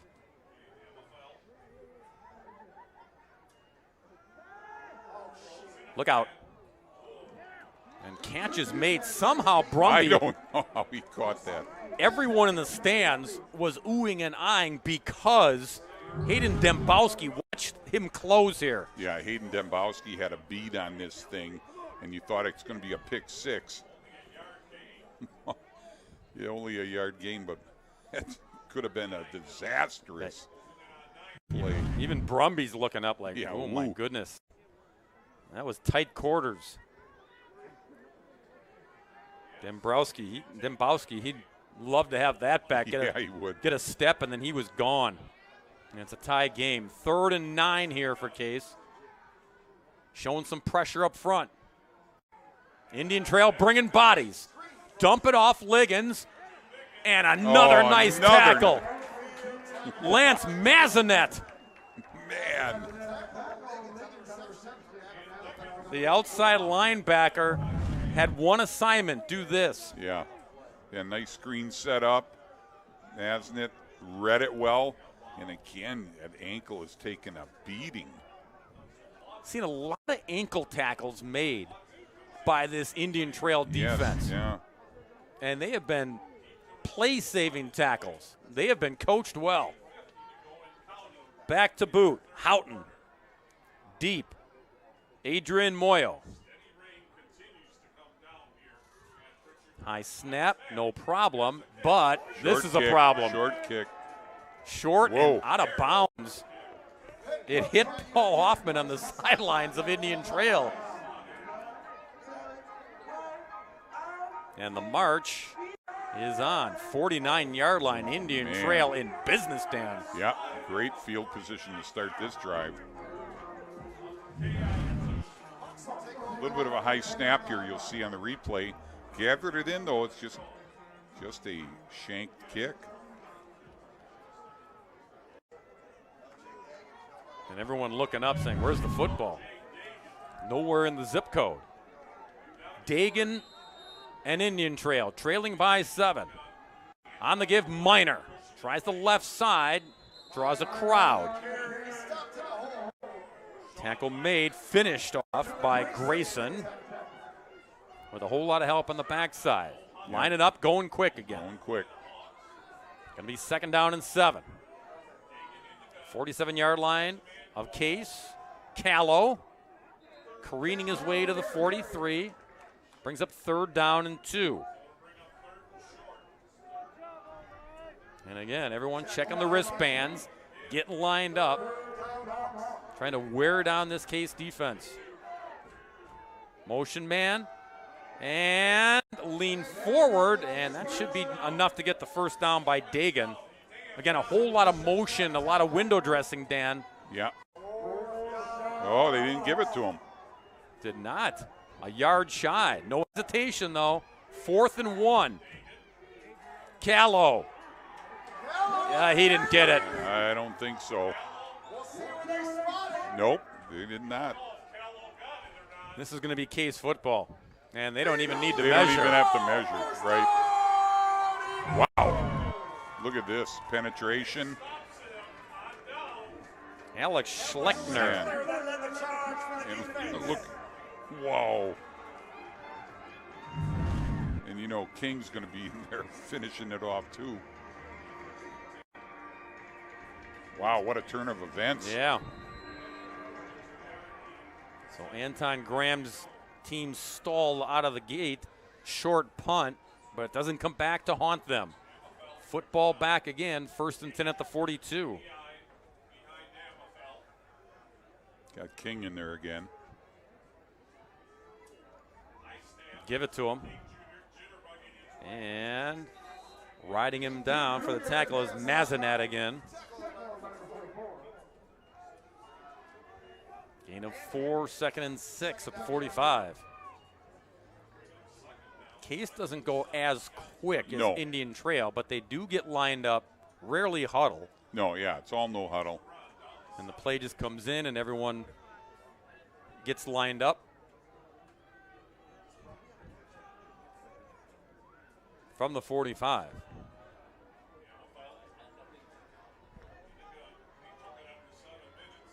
King in the backfield again, gets the carry again. To midfield goes King. 3rd and 2 awaits Case. You had Pommels in there with the initial contact, needed help on the backside.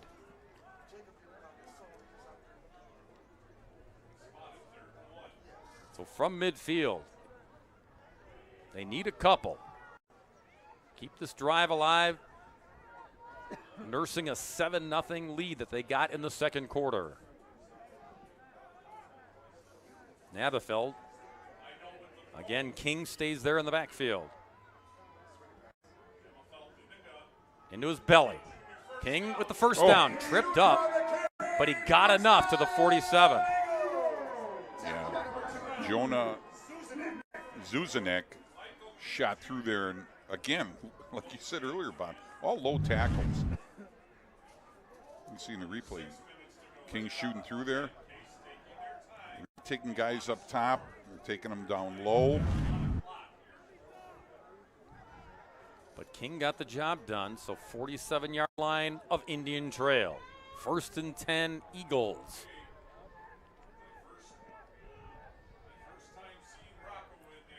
Rocco Fiorita in the backfield. And he gets his first carry. Rocco to the outside.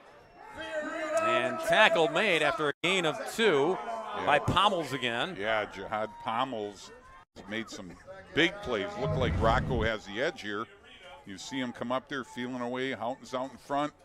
He fights off the block. Held to a 2-yard gain. Yeah. Rocco's a sophomore. He's been a starter on and off. Crowded backfield with Liggins and King getting carries, but giving Liggins some more time to shake the cobwebs over there here in the 2nd half. Got some carries to start the 2nd half. So did King. 2nd down and 8. Whoa! High snap. Rocco on the carry. Brought down at the line of scrimmage. No gain. Again, Pommels in there, Dan. Yeah, Pommels is having a 2nd half. Nabafeld did a great job feeling. You see on the replay, I thought this is over his head. Wow. And then there's Pommels just coming off the edge. Yep. Just bam. Playing the heck out of linebacker tonight. Now it's 3rd down and 8 for Case. 4 minutes and change in the 3rd period. Scoreboard hasn't changed. since halftime. Nebafel wants to throw. Instead, down he goes. Yeah, Mitchell Banaszak. This is a recording, right? Man. Second sack for him tonight. And Valentin Aguanaga, too. I mean, the three guys up front made a push. And again, Pommels is in on it. Pommels almost caused a fumble there. Yeah, he did. Came in ball hawking. So good job by the Hawks defense to dig in. After not cashing in on fourth down, they forced the punt. Houghton to boot it. Mayo deep. There he is.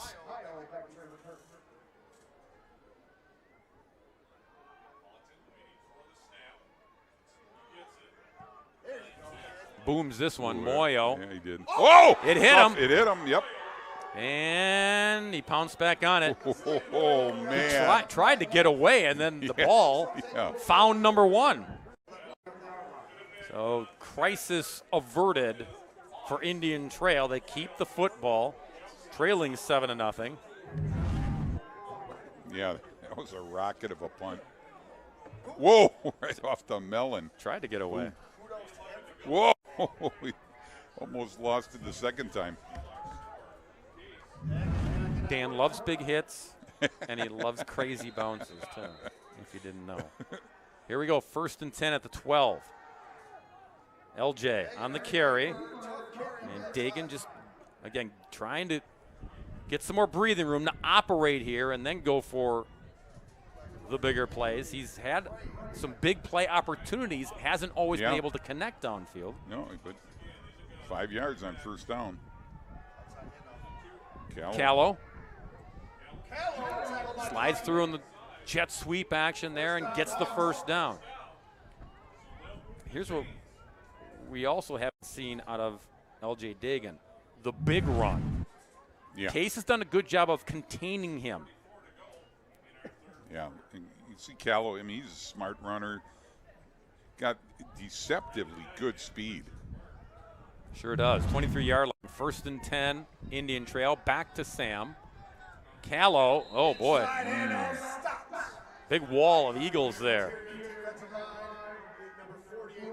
Terrell McRae was in there and others going low.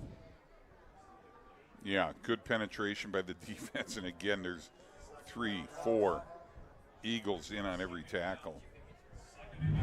Callow got a couple. 2nd down and 8.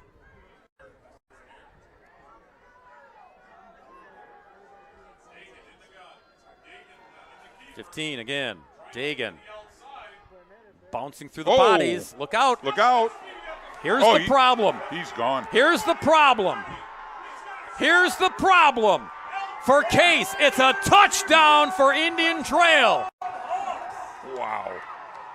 Just said it, Dan. They've contained him from making the big play on the ground until that run. Yeah. You know, and you'll see on the replay, it looks like everybody's kind of waiting for someone else to finish the play. Okay, we got him. There's 2, 3 guys on him. All of a sudden, he just shoots out of there, and there ain't nobody catching him now.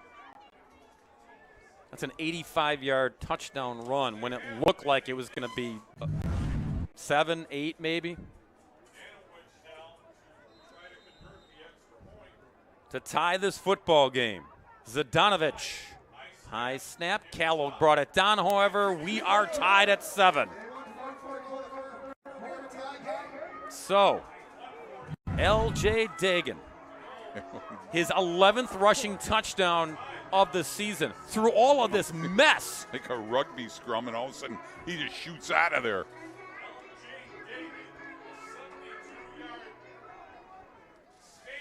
How about that? Man. Just like that, ball game tie. But that's the thing with him, Dan. He is always a threat to make a big play through the air or on the ground. The threat is there, and Case has contained the threat until he was able to get through all the wash and then spring free to the outside and into the end zone. Yeah, absolutely.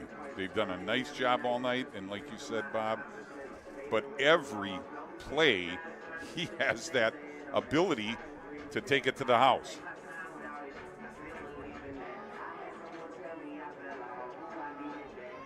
And quarter number 3 is almost in the books. So opportunities for both teams. There won't be many more. Nope. Zdanovic to boot it again. Brumby, Liggins, both deep. See if they get to touch it. Ball dies and picked up. Brumby. Oh, boy.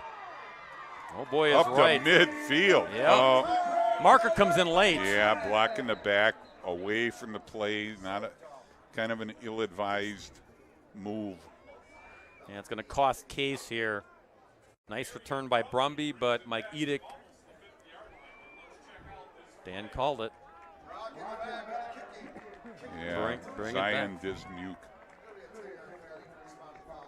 So, Case not in as great a shape as they were hoping for on the Brumby return. But trying to break another stalemate. It was most of the first half that it was scoreless. And now they operate at the 38. 1st and 10 Eagles.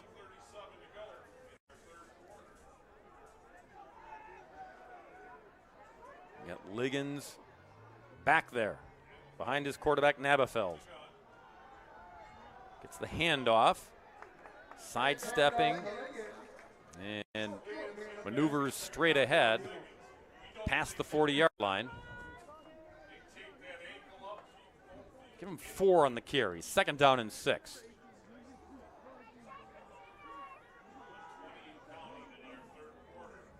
Well, Indian Trail likes to speed it up and get as many plays in. The Cases, they're trying to kind of slow the pace down here and lull the defense. 2nd down snap, fake it, roll it, fire it. Got his man at the 40. Jordan Matkis reels it in. The big target downfield makes it 1st and 10 Case. Yeah, nice job by Nabafeld hanging in there. That's a tough throw going to your left, and Houghton is there, the tight end. Nice catch. Well, I said Matkis. There's 2 17s on the roster. Yeah, you got it right, partner. The tight end. Saw him with great blocking from that position, and there, downfield, a weapon, and they use it. 1st and 10 at the 42. Give it to Liggins. Liggins, sidestep in the defense, and then it closes quickly at the 40. So all that could have been a lot more. Looked like it might be. Looked like it might be, and Grant Manning had other ideas. Gain of 2 to the 40 only. Yeah, you see Houghton pulling, coming across, and here comes Manning.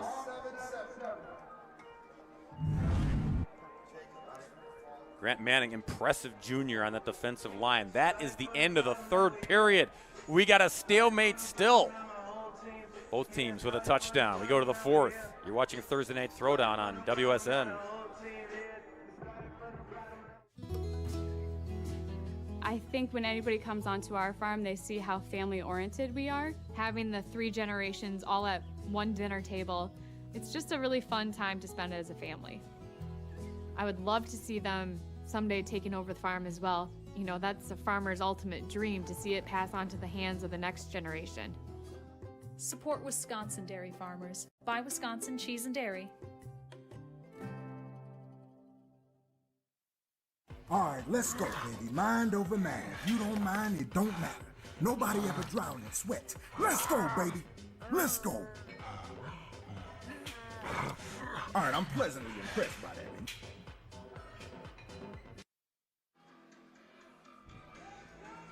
It's the 4th quarter of this Southeast Conference showdown in Week 9. Racine Case 7, Kenosha Indian Trail 7.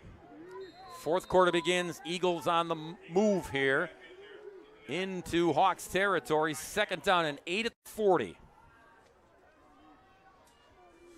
Nabafeld fakes the give. Sets up shop. now running for his life. And just throws it away. Where's the receiver, though? And that's why the flag came in. Yeah. Nothing but Hawks were there with white jerseys.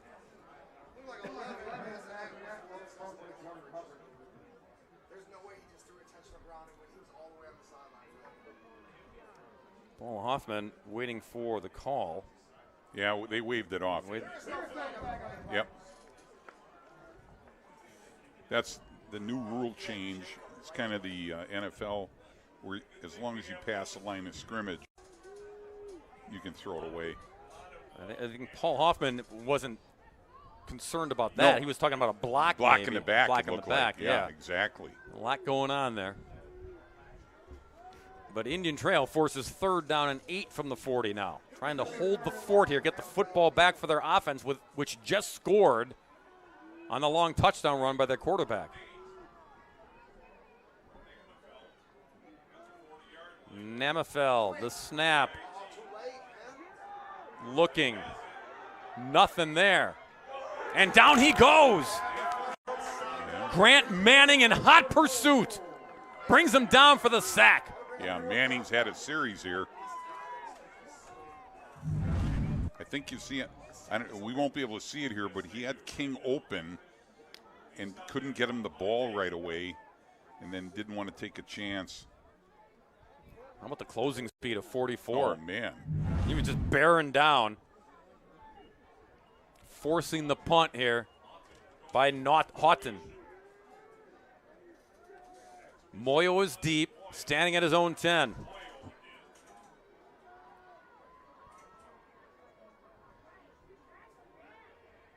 Got to be clean at special teams in the 4th quarter. This one, a spinner that goes out of bounds at about the 17 or so. No, give him a few more yards to the 14. Yep, 14. 13-yard line. But it's Hawks football. They just scored to tie it up. Now L.J. Dagan back at the controls. Rob Van Dyke is OC in the huddle there, trying to engineer a drive, give them the first lead of the evening. Yeah, defensive coordinator Jim Kenosha from Indian Trail, his defense did a great job that last series. And he's no stranger to football, former head coach at Kenosha St. Joe's. From the 13. 1st and 10 for Dagan. Carries it. Tripped up at the 15. Gain of only a couple. Before the long touchdown run, that's the observation we were noting, that he's gotten his yards, but only in small chunks, not the big plays. And then he ripped that one off, 70-plus. Yeah, and that's why he's been the leading rusher in the Southeast Conference from his sophomore year. 2nd down and 8 from the 15. Minor in the backfield. Give it to him at the last second, trying to fight for extra yardage and hanging on from down below. Saying, you're not getting any extra yards, young man. Oh, number 24 is down there. It's Michael King Jr. again. Yep. Grabbing the other 24. 3rd and 6 now.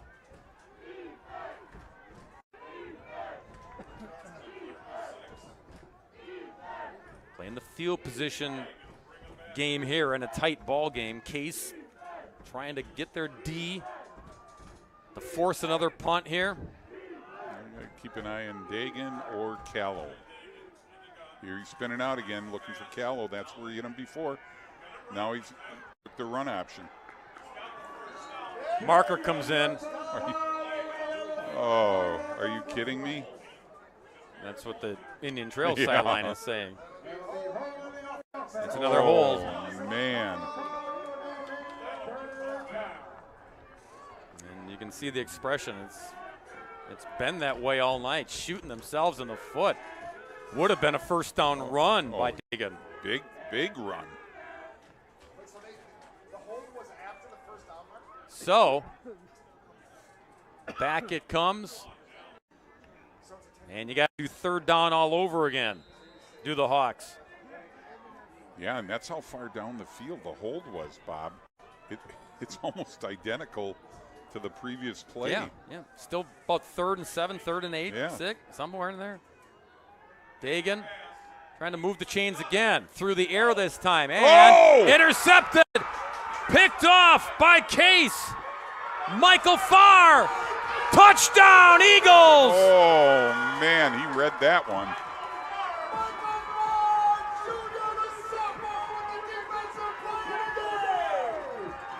What a play by the sophomore. Boy, Bob, you could see him. He had that in his sights the entire time. I don't know if we'll see it on the replay here, but he's reading the quarterback's eyes the entire time. And when that ball was in the air, he's breaking on it. And then real estate in front. Yeah. Block there. He knew what. Yeah, how about the blocks ahead of him? You know what? A lot of teams don't, and they all practice that. Out in the PAT is good. Good. 14-0 in a blink. Yeah. Case back in front. Yeah, when there's a pick, typically there's a call that somebody makes on the defense, and then those guys turn into offensive blockers ahead of them. And they did that right to perfection. So you can see Callow was downfield. That's who Dagan was trying to go to. But he never saw Farr coming in from the left side. No. And then it was too late into the end zone. Pick 6, Case.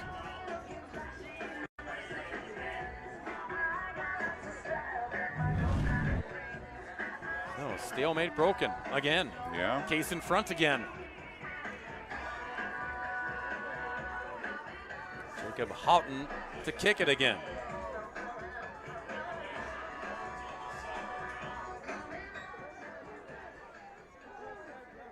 And if you're LJ Dagan, got to have short memory here when you take the football field after this kickoff. Got to try to go back out there and make a big play again with your team trailing by 7. Oh. Not an onside kick. No. But Peyton Mancusi was ready nonetheless. Man, what a play by Mancusi. Yeah, look where they get the football here. I mean, this is a rocket right at him. Catch, drop. Boy, he did it perfect. Yeah, instant field position. Yeah, Peyton was, it's almost like he was ready, like somebody saw this on film and said, be ready for this, and he was. 49-yard line for Indian Trail, 1st and 10. Give the football to Minor, and he gets into Case territory, but only a couple yards on the carry. Give him 3, 2nd and 7. Thomas Lackey was in there. Dagan, too much on it. Yeah. Too high for Minor. Penalty flag down in the Case secondary. Should have been, let's see. The marker's down at the 41-yard line.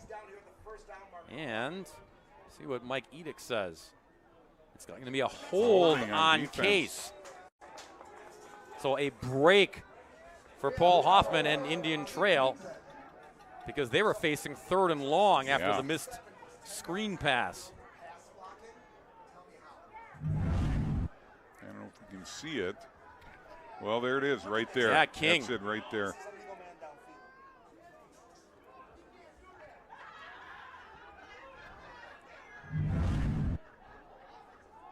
So Edick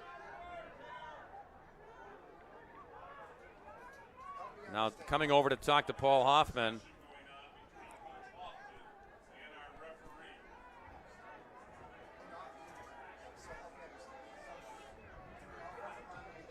Right now the football's in the same place. Now he's going to go explain it to. And now they mark it off. Yeah. So, going to be a first down. Ball's at the 38-yard line.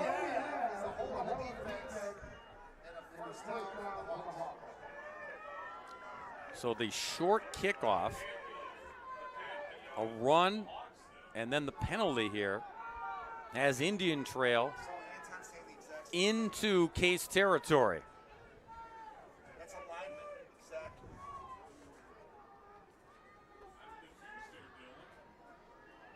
So both coaches have been given the discussion. Clock rolls again. 1st and 10 Indian Trail on the give. Callow. Sam running hard to the 34. Gain of about 4, maybe 5. Second down coming up for Indian Trail. They huddle up here. Still break it quickly, not as quickly as they've been going. Dagan straight ahead, watch out. Kind of what you're waiting for, right? Yep, here he goes to the outside. Dagan trying to get there and dragged down finally at the 14-yard line. Oh, danger zone though, as Dagan busting tackles everywhere. Yeah, it's impressive. You see right here, 1 break tackle, 2 broken tackles, 3, 4.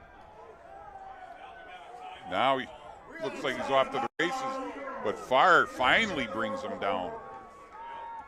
And timeout called by Racine Case, trying to gather the troops here.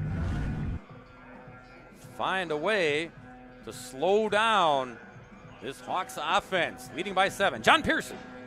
Well, if you thought any adversity was going to slow down L.J. Dagan, well, you got to think about a little football game, being behind and overcoming his own mistake. That's nothing compared to last year when the team was rolling along. He was playing really well, was going to get checked out for a hamstring injury, but then it started feeling sick and ended up having to be hospitalized when he had to be helped into the car.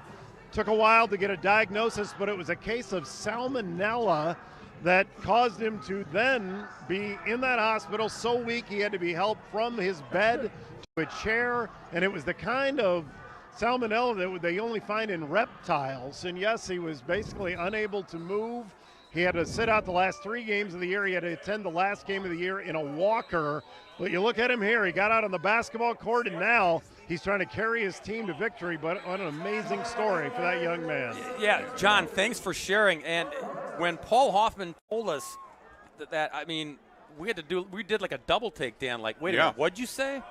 I know. And you just don't hear of that. And this was a severe case. And number 15, thank goodness the athleticism in him and the strength of him, mentally and physically, able to fight that off. But it was not an overnight stay by any means.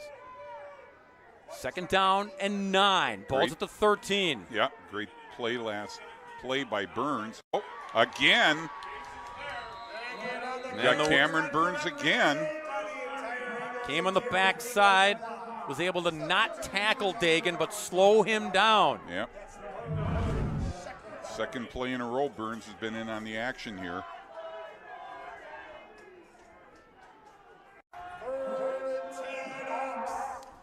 From the 15, 3rd down and 10. Case trying to tighten the chin straps here. Keep an eye on Callow if you're Racine Case. It's Dagan again. Fake it and go, but guess who? I don't have to guess. It's Cam Burns again. Wow. Bend but don't break. Only a couple yards, 4th down. Offense will stay put. Boy, number 72 having a series.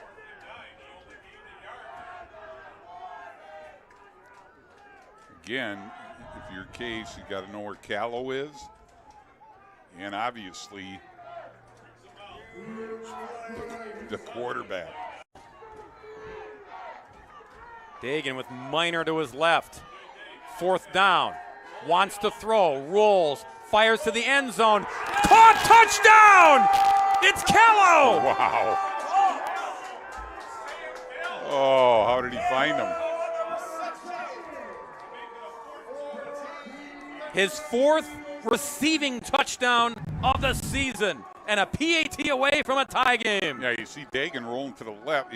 King is right in his face. He gets it off perfectly. On 4th down with the game on the line. Huge PAT. Zadanovich got it. 14-all. We got a game, folks, because of this play. Yeah, nice job rolling to his left under pressure. Gets it, finds Callow in the corner of the end zone. Sam over there doing a dance in the corner. Yeah, you had plenty of room. Didn't have to tippy-toe it. And you pick your poison, Dan. With Dagan on the run there, you can't let him get to the outside. But he found Callow, bought enough time for Sam to get open in that corner. Yeah, they got a great chemistry. Obviously, Dagan has great confidence in Callow. And Callow just finds a way to get open all the time. Buckle your seatbelts, everybody. Got 6-10 in regulation, 14 apiece. Zadanovich will boot it again for Indian Trail. Liggins is deep, along with Harrington.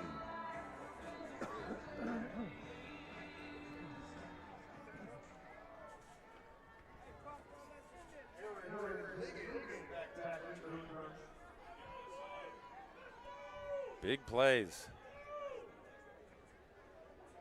Both sides. Providing some spark here in the second half. This will be Liggins on the bounce at the 20. Cutting back, going to the far side. And then banged out of bounds. Case looking for a little extracurricular. Yeah. No flag, though. Moyo got him inbounds. Yep. Legal hit. So now it's Case's turn to try to break the stalemate once again. They led 7-0 at halftime. Indian Trail got the tying touchdown on that big Dagan run in the third quarter. And since then, we have traded touchdowns here in the fourth. Brumby's been a little quiet this game. You know, kind of waiting for him to make an impact. Nabafeld waiting in the shotgun from the 40-yard line. 1st and 10 Eagles. Give it a King. King with that speed. The strength first to break the tackle, and then the speed to get to the outside. And finish the run. It starts off looking like it might be a loss. Yeah. And King says, no way. Gain of 6 to the 46. Yeah, for a guy who plays so hard every play on defense, you got to be really athletic to be able to run like he does at running back. 2nd and 4.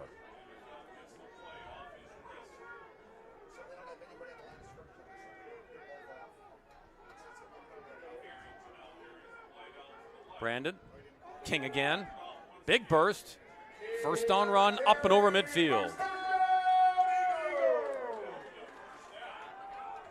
So they move the chains here, and Case, you see the time here in regulation. They would like nothing better than to just run clock and also move it downfield. Yep. Try to win this thing at the gun. Ways to go, though. But 49-yard line of Indian Trail. 1st and 10 Eagles. So nobody's covering up the time unless they're calling a tight end. Back to King. Right side this time. King. And good closing pursuit by Zuzenek. Yeah, Zuzenek. It looked like King was going to let him fly by, but he just never went by him. Seen Jonah do this a couple times, Dan. Yeah, he hesitates a little, but just a sure and again, they're all low tackles. You know, they're not going to bounce off of them because they're going low. Held King to just a yard on that carry. 2nd and 9 from the 48. Clock rolling down to 4 minutes to go in regulation. And now, timeout called by Indian Trail. Yeah. Paul Hoffman wants to talk to his defense. First TO burned by the Hawks here in the second half. So each team with 2 remaining.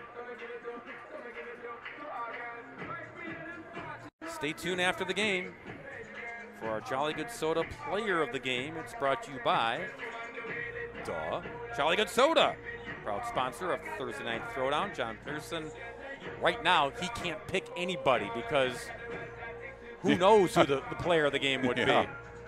It might be whoever touches the football last to win it here.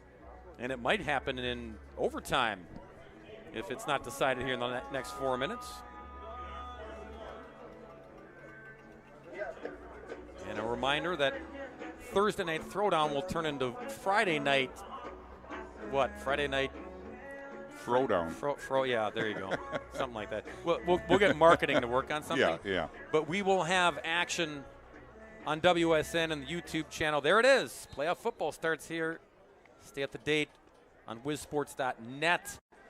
We'll have the game once the pairings are announced on Saturday. We'll go through it and find a game to your liking. We'll like it because it's level 1 playoff football. Oh, yeah. 2nd and 9. Give it a King. Stiff arm. Oh!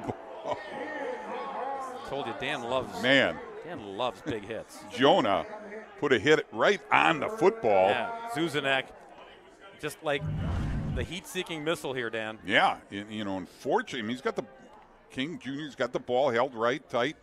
Bam! Right on the sideline. Fortunately, the ball went OB. See Paul Hoffman? That impressed your head coach, number 2. 3rd down and 5. Ball's at the 44 for Case. They're lining up, trying to keep the football and move the chains in the process. A little confusion on the line here, but they get set. Bringing bodies. Oh! Incomplete. In and out of the hands of King. Pressure applied, Dan, by Nate Urban. Nate Urban, he made that play for the defense, forced Brandon Nabafel to get rid of it too early. It was intended to go to Michael King Jr., and it just, the timing was thrown off because of that. And you'll see it right here. Because of the pressure, the timing's thrown off. He has to get the ball early. He's not looking for it yet. King had no idea that it was coming to him that quickly. All right, here we go. 4th down. Yep, 4th and 5. Case offense trying to keep the football here with just over 4 left. Nabafel. Didn't work. 7 on 7. Wow. Pommels tackles Harrington. Hawks football. Yeah. And that all goes back to film study. We talked about it earlier. They've seen them run that play earlier this year. They were ready for it. Nowhere to go. Yeah, Pommels is already closing. Yeah. He knew where this football was going. Absolutely. And big bear hugs from his head coach, Paul Hoffman. Yeah, plenty of time here. Oh, you bet. And football in Case territory at the 48-yard line. Dagan hands it off to Miner. He's slammed down. Burns again. Loss of 1 to the 49, 2nd and 11. Boy, you can see big number 72 having a game on defense. Talk about knowing where the ball's going and reading plays. Burns is in the backfield with the Hawks. 2nd and 11. Dagan. Dump it. Callow. Catch and carry, and they bring him down at the 44. Sam gets him closer. Going to bring him 3rd down and 6. Yeah, good open field tackle by Mike King Jr. You can see nice, again, good chemistry between Dagan and Callow. And there's King bringing him down. 2 down territory. Dagan trying to get the first down. Should have it on the lean. He's got it. Right at the 38. Fresh set of downs. Just under 3 to go in regulation. And we keep saying regulation. I think they're going to measure. And that'll stop the clock. They'll take a look. Looks like he's got it. Got the ball at the 38, and the marker is just shy of the 38. Let's give everybody a breather, though. See the marker, Dagan, and right at it. Yeah.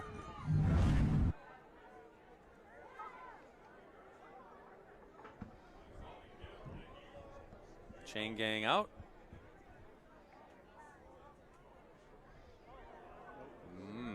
Gonna put the by the nose.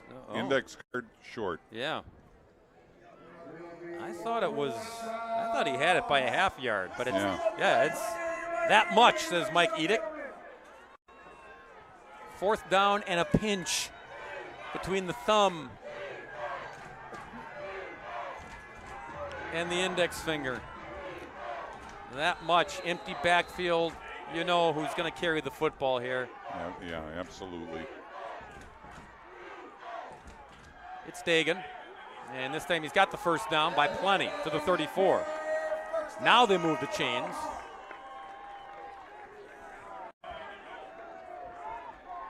They'll get set. Hawks will get set. Clock winds again. 2 timeouts remaining for each team.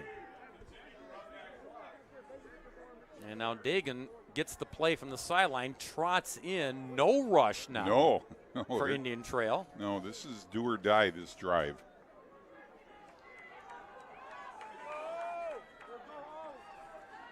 First and 10, Hawks. Dagan, dump off to Callow, incomplete. No, it wasn't Callow, I beg your pardon. That was Dahlquist. Couldn't find the handle. Trying to look up field again before he had the pigskin. Yeah, I don't. Check the replays. See if this pass is behind him. That's a fumble. It's close. Very close. Clock stops. 2nd and 10, 34-yard line. Oh. Dagan. Well. Markers all over the field. Can't put 2 guys in motion. You can't. Is that why you went? Yeah. Is that what that noise was? Yeah, that's okay. the Canadian play. Okay, yeah, I got you. Or arena. Yeah, arena. That's a great play. Watch this. All right, you go, I'll go. Let's all go. No, and you see Callow, number 10. He knew right away. It's not happening. So back to the 39-yard line. Clock rolling again. 2nd and long for the Hawks. In no hurry here, boy. Yeah. They need a big play to get him closer, at least for a field goal try to win it in regulation. Got a wheel route. Callow. Flutter ball. And the catch. No, he dropped it. Dahlquist. He came back for the lame duck ball and almost came up with it. Yeah, we've seen Dahlquist. He's capable of making big catches. And you can see he's running up on a wheel. Look at that. Kind of a floating duck. Oh, he had a chance. Yeah. I think Dahlquist was concerned about the sideline of, are the feet in bounds? And he had plenty of room. He just needed to make the catch. So 3rd and 15. Ball back at the 39-yard line. Keep an eye on number 10. Typically, this is where Dagan has been spinning out to his left. Empty for LJ. Pressure. Pushed. Still on his feet. Dagan. Burns. Down he goes. Back at the 45. and it's 4th down and forever.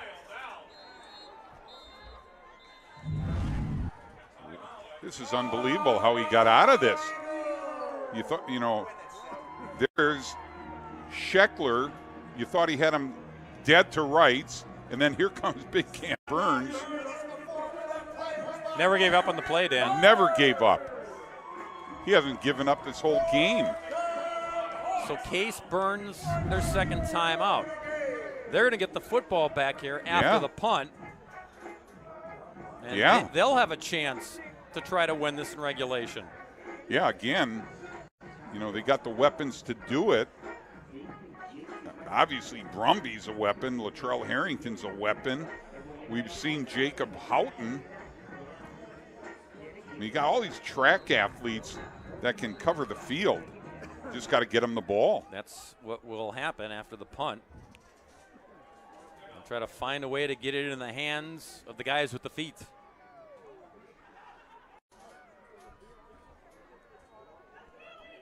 Oh, again, what a turn of events. Flip is on to boot the football.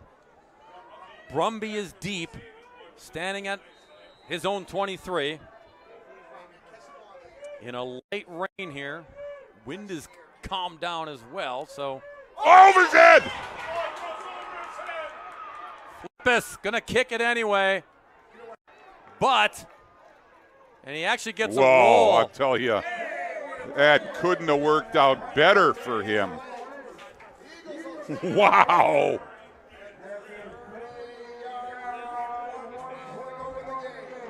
Disaster.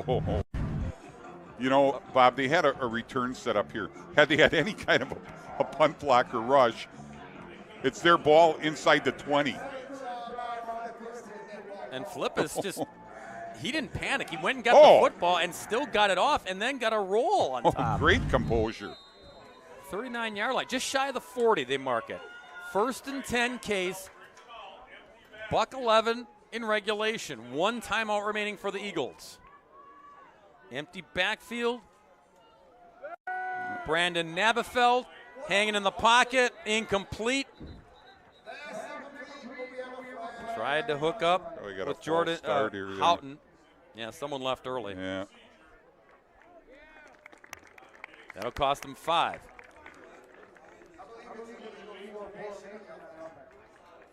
Now, if you're Case, then you want to try to be aggressive here, try to win the football game in regulation, but you have to be smart too. Right, got to be smart. Can't afford a pick, any kind of turnover. So now 1st and 15, back at the 35.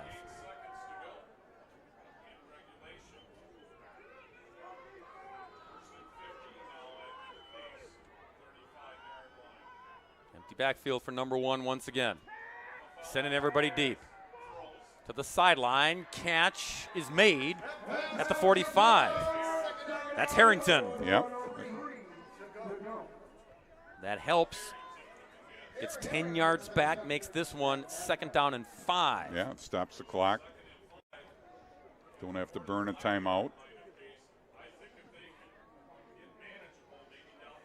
Again, 1 timeout remaining for Case. Still a long way to go to even get them in field goal range. But time to do it. Same spot, sideline toss, broken up by Moyo. Moyo is right there. Yeah, he was ball hawking. Yeah. That's why we caution, be aggressive, but also be smart. Yeah, decent protection up front. Playing the sideline game, but again, ball hawk Adrian Moyo right there. Captain of that secondary, he's been making plays all night long. Now it's 3rd and 5 for Case. Jacob Houghton has been a big receiver for them. Again, empty, and everyone flying downfield. Deep down the middle to Brumby, and it's broken up. Zuzanek was back there. Jonah And a paw up on it. Forces fourth down. Yeah, you can't. I don't think you can take a chance. You can see her well covered. Brumby did a decent job just going after, but you got to punt the ball away. Play for overtime. And Halton will do that with under a minute to go. Moyo is deep. He's going to backpedal here, awaiting the punt from Jacob Houghton.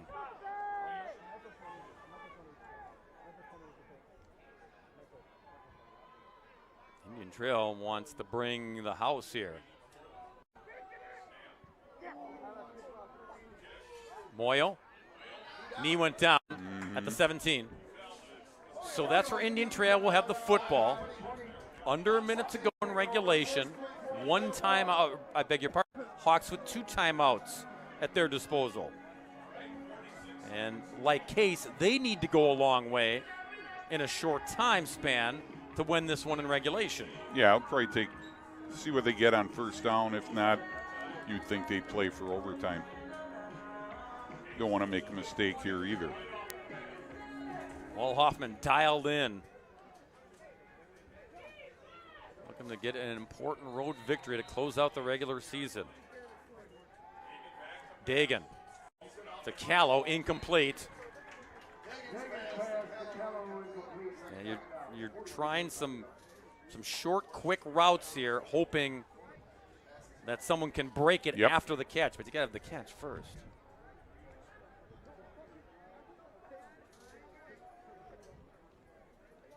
Second and 10. Hawks in the same position that Case was. Be aggressive, but also be smart, especially this deep in your own territory. 17-yard line. Dagan with Minor in the backfield. And just give it to him. And what you said, Dan, yeah, you try to spring it, and if you don't get it, you're playing conservative football, but for a reason here. Try to get one more playoff here on third down and about 7. Dagan gonna run, gonna cut back, gonna get the first down, stop the clock at the 31-yard line, and timeout Indian Trail. They have 1 left. And they'll reset the clock, 13 seconds left in regulation. Yeah, they're going to take one. They can take one shot here now. Yeah, one shot, one big shot downfield. If you get it, you use your final timeout, and then you get another big shot, right? Yeah. That's about all that's left here. This is how we got here, ladies and gentlemen.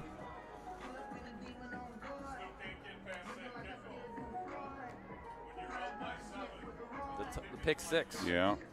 That broke a 7-7 tie. Michael Farr. That made it 14-7 Case. But the answer by Indian Trail after a short kickoff, and then on fourth down, this is 4th down. 4th down, yeah. And Callow making the catch in the corner to tie it at 14. Yeah, one of his nicest, prettiest passes of the night. Yeah, that's how we got here, and here we are. Looking like we might go to overtime to settle this score. 1st and 10 from the 31. Dagan flushed and throws the football, and catch is made. Yeah. Inbounds it's made by Peyton Mascuzzi. Mancusi, tippy toe. Stops the clock with 8 seconds. He didn't get the first down, but the ball's at the 40, 2nd and 1. Yeah, looked like he was going to get sacked. Look at him come down. Boom. Both feet. Yeah, that's an NFL catch. Yeah.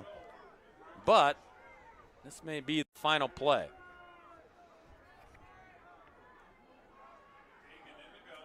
Dagan to Callow, wants to throw. He can throw. And he'll just throw it out of bounds and say, let's go to overtime.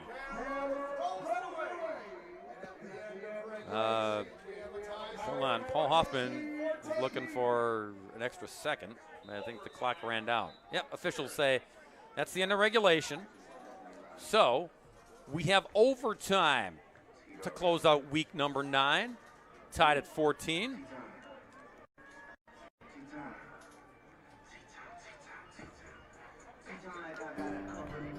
Farming is more than just a job because it demands so much of you.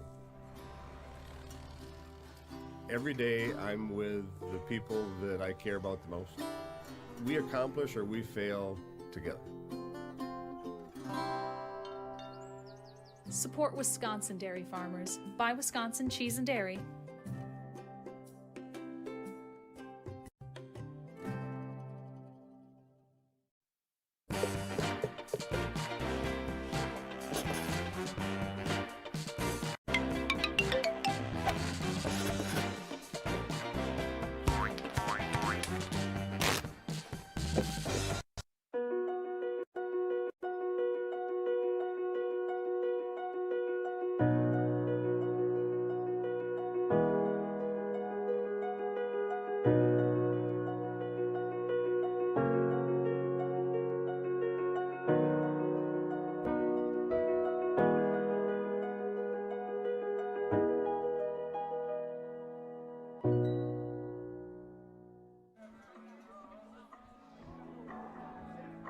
So we ain't done playing football yet here in Racine. Both coaches have been given the overtime instructions / reminders. Both teams' starting quarterbacks are out at midfield. We're going to have a coin toss, and then both teams will get a chance to possess the football in overtime. They'll start from the 25-yard line. So Nabafeld and Dagan out there for the coin toss to begin overtime.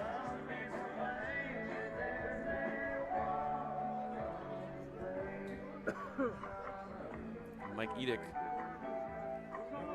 goes airborne onto the rug.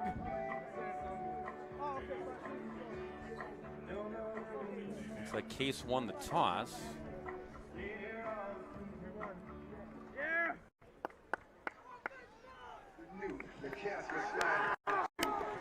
And Kenosha Indian Trail will take the football first.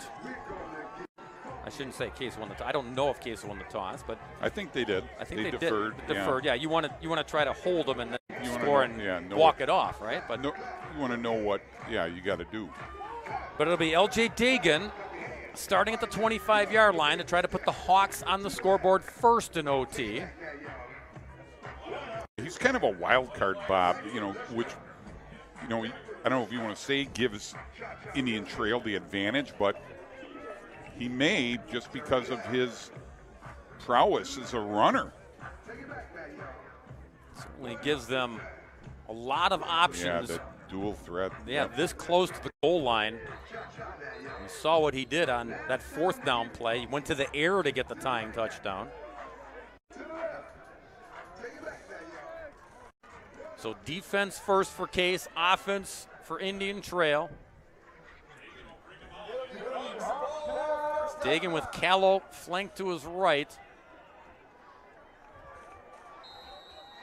1st and 10 from the 25. Overtime. Dagan straight ahead carry. Only got a couple. Burns. Yeah. Oh, yeah. man. Cut and paste. Burns. Burns. The beast. Yeah. And you got to. You just got to appreciate the effort that 72's been putting out there. This offensive line of Indian Trail, they're not big across the board. They play quick and violent, says Paul Hoffman. But the big bodies, especially Burns, starting to shake off. Not starting, that he has shaken off the speed. Little dump, catch and carry. Dahlquist, he's tackled and brought down for a loss. Great play there by Eli Anderson. Yeah.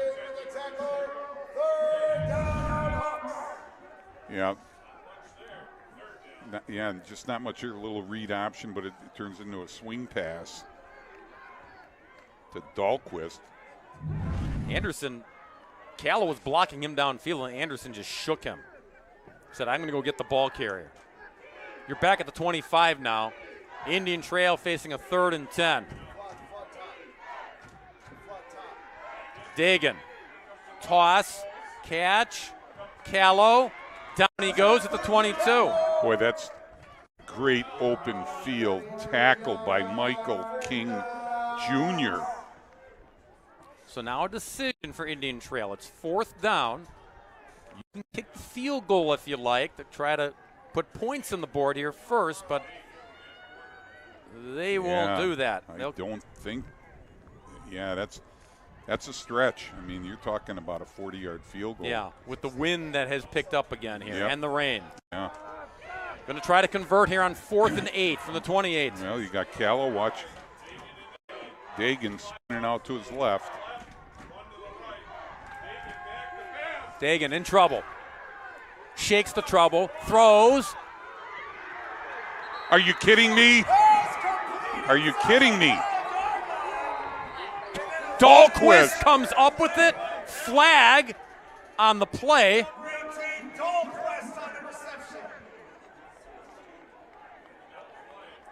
We'll check the penalty, but how in the world did the football find number 18? Unbelievable. Now Mike Edick huddling up with the official downfield who threw the flag. Might be pass interference on Case, and if it is, Indian Trail will take the play.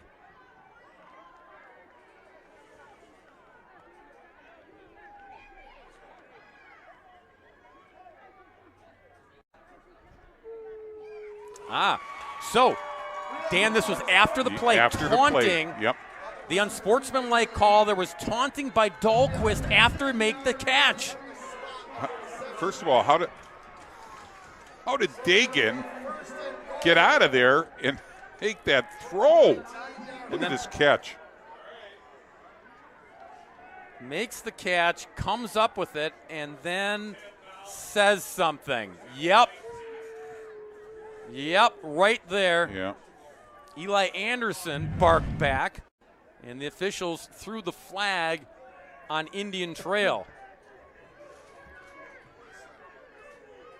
But they still get to keep the football, and they get the first down, but it's back at the 20-yard line, the 19-yard line. Yeah. So they win for it on 4th down. Boy, what could have been, though, could have been 1st and goal on the Dahlquist catch.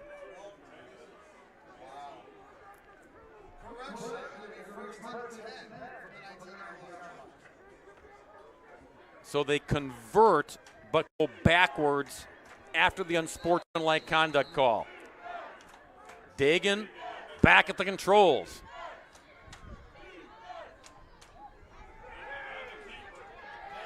Keeper ahead to the 15. You know, about 4. I'm still a little confused with that penalty. I almost thought it should have been 1st and goal. And I may be wrong. Dagan, look out. Coming back, gets a block, and pushed out of bounds inside the 5. This will be 1st and goal. Yep. It's a moot point. Who gets the block here? I know he's a talented runner, though. Oh, it's Dahlquist. Oh, Dahlquist. And not a block in the back. Came back to make the big play to spring his quarterback. Got the extra yards they need to put him at the 4-yard line. So Dahlquist making up for the mistake. Yeah. 1st and goal. Dagan leans. Touchdown. You knew it. Yeah. You just felt it. Yeah. And he's in from the 4. Now, every PAT critical, obviously, in overtime. Yeah. Great individual effort again. Getting good push up front by Evan Jacobson, number 55. And then the awareness, he was curling on the defender underneath. Put that football over his forehead across the goal line. Logan Zadanovich to make it 21-14. Kick is good. Good. Now it's Case's turn with the football at the 25-yard line. Boy, handful of big plays in that sequence to start off OT. Yeah.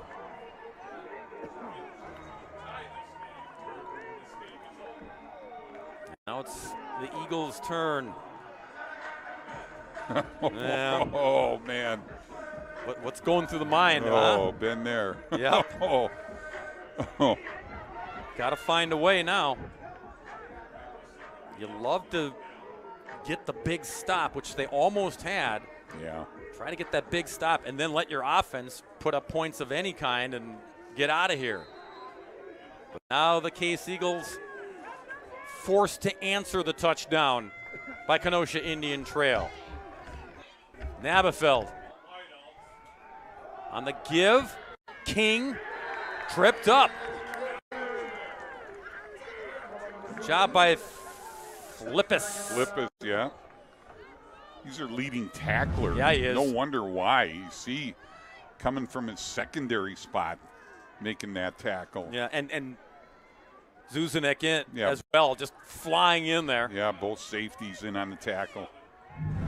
That was key because King, he's dangerous to take it to the house. Gain of 3, 2nd and 7. King stays in the backfield.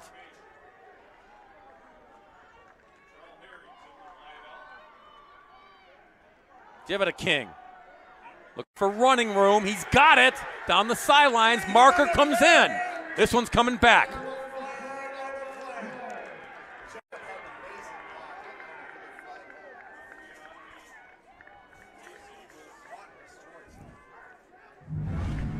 Watch number 17, Jacob Houghton. Out front with the blow up there. Yeah, I don't know what the flag is on. Couldn't have been on Houghton. He was down there throwing blocks, but somebody called for the hold. Boy, and this just got more uphill for Case in overtime. You're back at the 32. See the chain gang. You got 2nd and 16 now.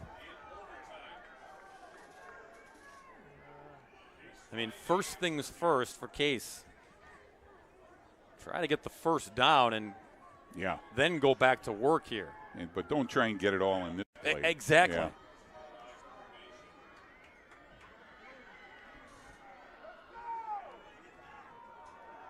We'll give it a King again. Going to ride this horse. Hey! Oh! Touchdown, saving tackle. Got I thought the first he was down. Gone. How did he get through there? Told you, Dan, they're riding this horse. Wow, look at this. That's all King right there. That's all King there. Again, that's all him. And then he was still able to get the first down after all that. Well, that was part one of the equation. Now they can go to work here from the 15. He tripped over Houghton. Yeah. Otherwise, we're looking at a PAT to tie it.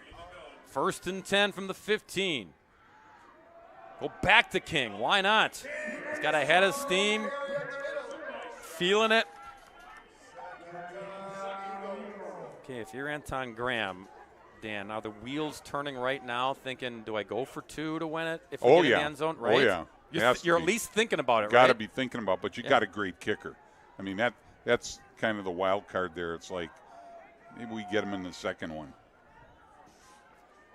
Or do you want to end it? Yeah. Right? Yeah. Especially the way King is running. Yeah. First things first, though. 2nd down and 6 in overtime. Oh. High snap, King. Trips, stumbles, and that was costly. The high snap was costly. Yeah. It gave Indian Trail and Lance Mazinet a chance to get in the backfield. Yeah, threw all the timing off. That's happened a number of times.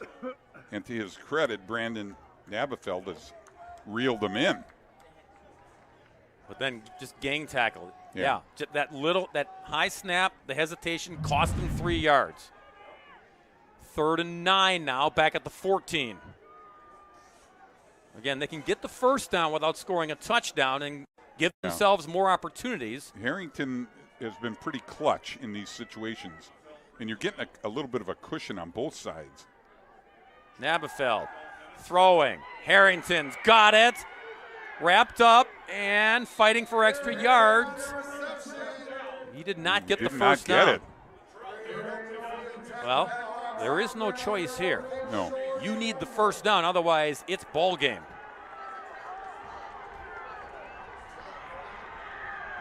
It's 4th and 3. Indian Trail sideline and crowd making racket. They want to stop to get on the bus and head south. You're going to call timeout. Yep. Yep. Both teams will catch their breath to talk about it. It's your ball game right here. You got to convert. You got to get to the 5. Otherwise, Indian Trail wins it. If Anton Graham, if they can get that first down, they got life.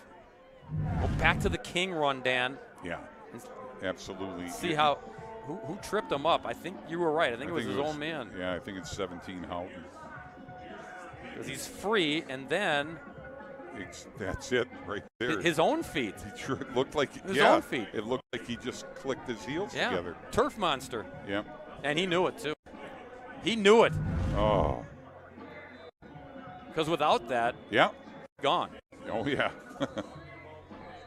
Now, got to find a way to get at least 3 yards. You know, Paul Hoffman got to find a way to limit them. You know, and does Anton Graham have the confidence in King's ability to run for this? You know, that's his offensive line has done a great job.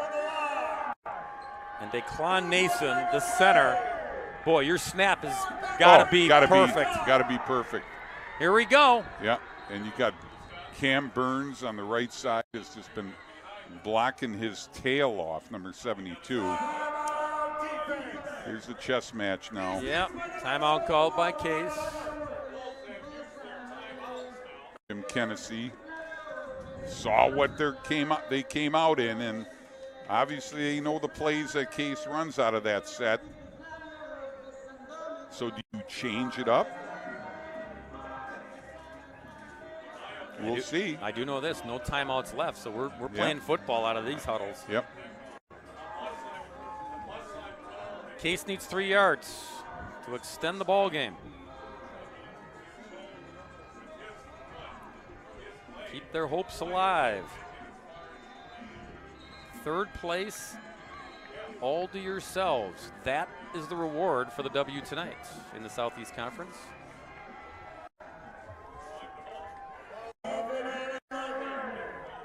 Both teams are in the playoffs next week. Who gets the momentum, the head of steam heading to the postseason? Here we go again. This time for real. 4th and 3 for the Case Eagles. Burns in the backfield. Give it to him. Oh, Tripped he did up. not get it. Ball game. Hawks win it. Zach Jackson with the tackle. Wow. Wow. Oh, what a ball game. The inside linebacker, the captain of the linebackers, the homecoming king. Crown him. Yeah. He just shot through there like he was shot out of a cannon. Big plays all over the football field tonight. And that one may be the biggest because it won it for Indian Trail. Yeah, I wouldn't want to open up with either of these teams in the playoffs. Look at him. Again, all low tackles, all ankle tackles. That's coached. That's not something that happens just by accident. Look at this. Some guys couldn't bear to watch, and then crazy go nuts. Man. What a ball game. What a finish here in Racine. What a way to end the regular season with our Thursday night throwdown final in OT. Indian Trail 21, Racine Case 14. Don't go away. We're coming back to talk about it on WSN.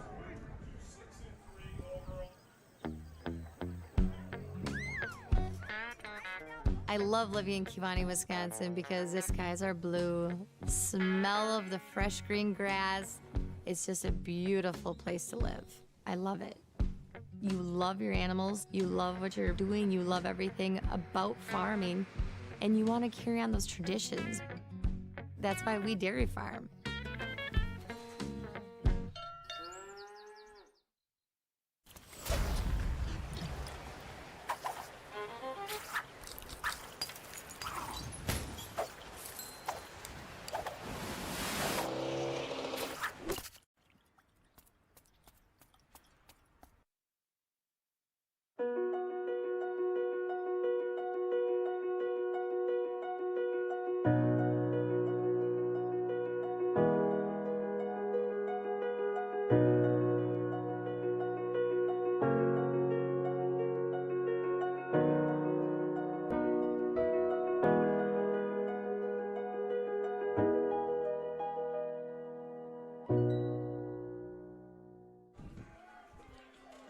Back here in Racine, if we were giving away big liter jugs of Jolly Good Soda to our Jolly Good Soda player of the game, we would need a couple tonight because there were a couple guys for Indian Trail who made big plays tonight. John Pearson's with both of them.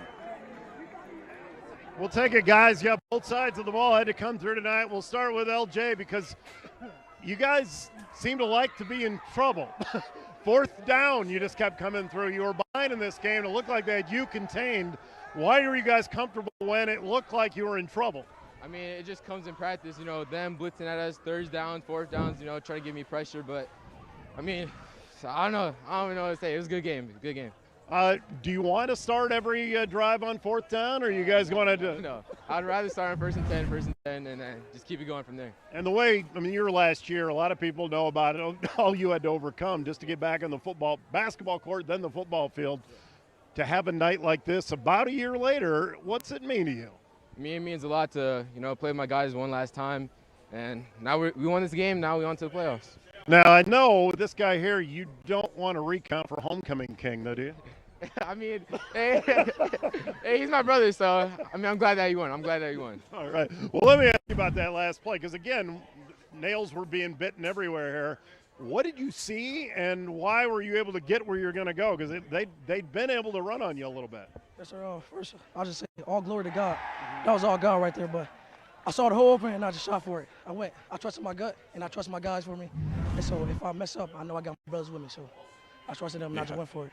And it looked like you guys were in trouble. There's a lot on the line in this game here, and you guys don't do a lot of talking to pick each other up because it just seems like you're always into the game. But what's the nature of this team to overcome all you overcame tonight? Honestly, it started from day one. Day one, we came as a team, so when we're down, we know to pick each other up. That's what just brotherhood is, and that's what family is. Playing with the guys all 4 years, so it just came regular. It's like my little brother, really. I was worried you're going to be upset if you didn't get to sing to the crowd with your voice the way it is. I'm not sure. A little crazy yelling or something like that, but I'll be all right. All right, your last thing before you go to bed tonight, can you buy him some lozenges real quick, something for his throat? I mean, if he wants it, but I'll give it to him, but he should be fine. Yeah. I was like I said, I love my mama and homecoming king's right here. All right, guys, we got a homecoming king, and you're the prince. He's the prince. I get to sweep up afterwards, guys. I don't know, but what an amazing win as they get ready for the playoffs. Yeah, thank you, John. That's a lot of royalty down there on the football field for Kenosha Indian Trail. Paul Hoffman, he's telling his guys about it. We talked about it at the outset, Dan. Both teams knew they were going to the playoffs, but who has the momentum going to the playoffs? This is going to go a long way for these guys. I think so.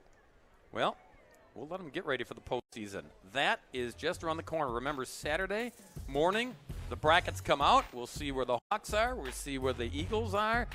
Where do the Birds land? We'll find out, but this one's in the books. On a rainy Thursday night, the final score is Kenosha Indian Trail 21 and Racine Case 14 in overtime. Next week, we are somewhere on Friday night. Yeah, the Thursday Night Throwdown is Friday Night Football. Level 1 postseason action. Check WisSports.net for the details, game time, teams, and location.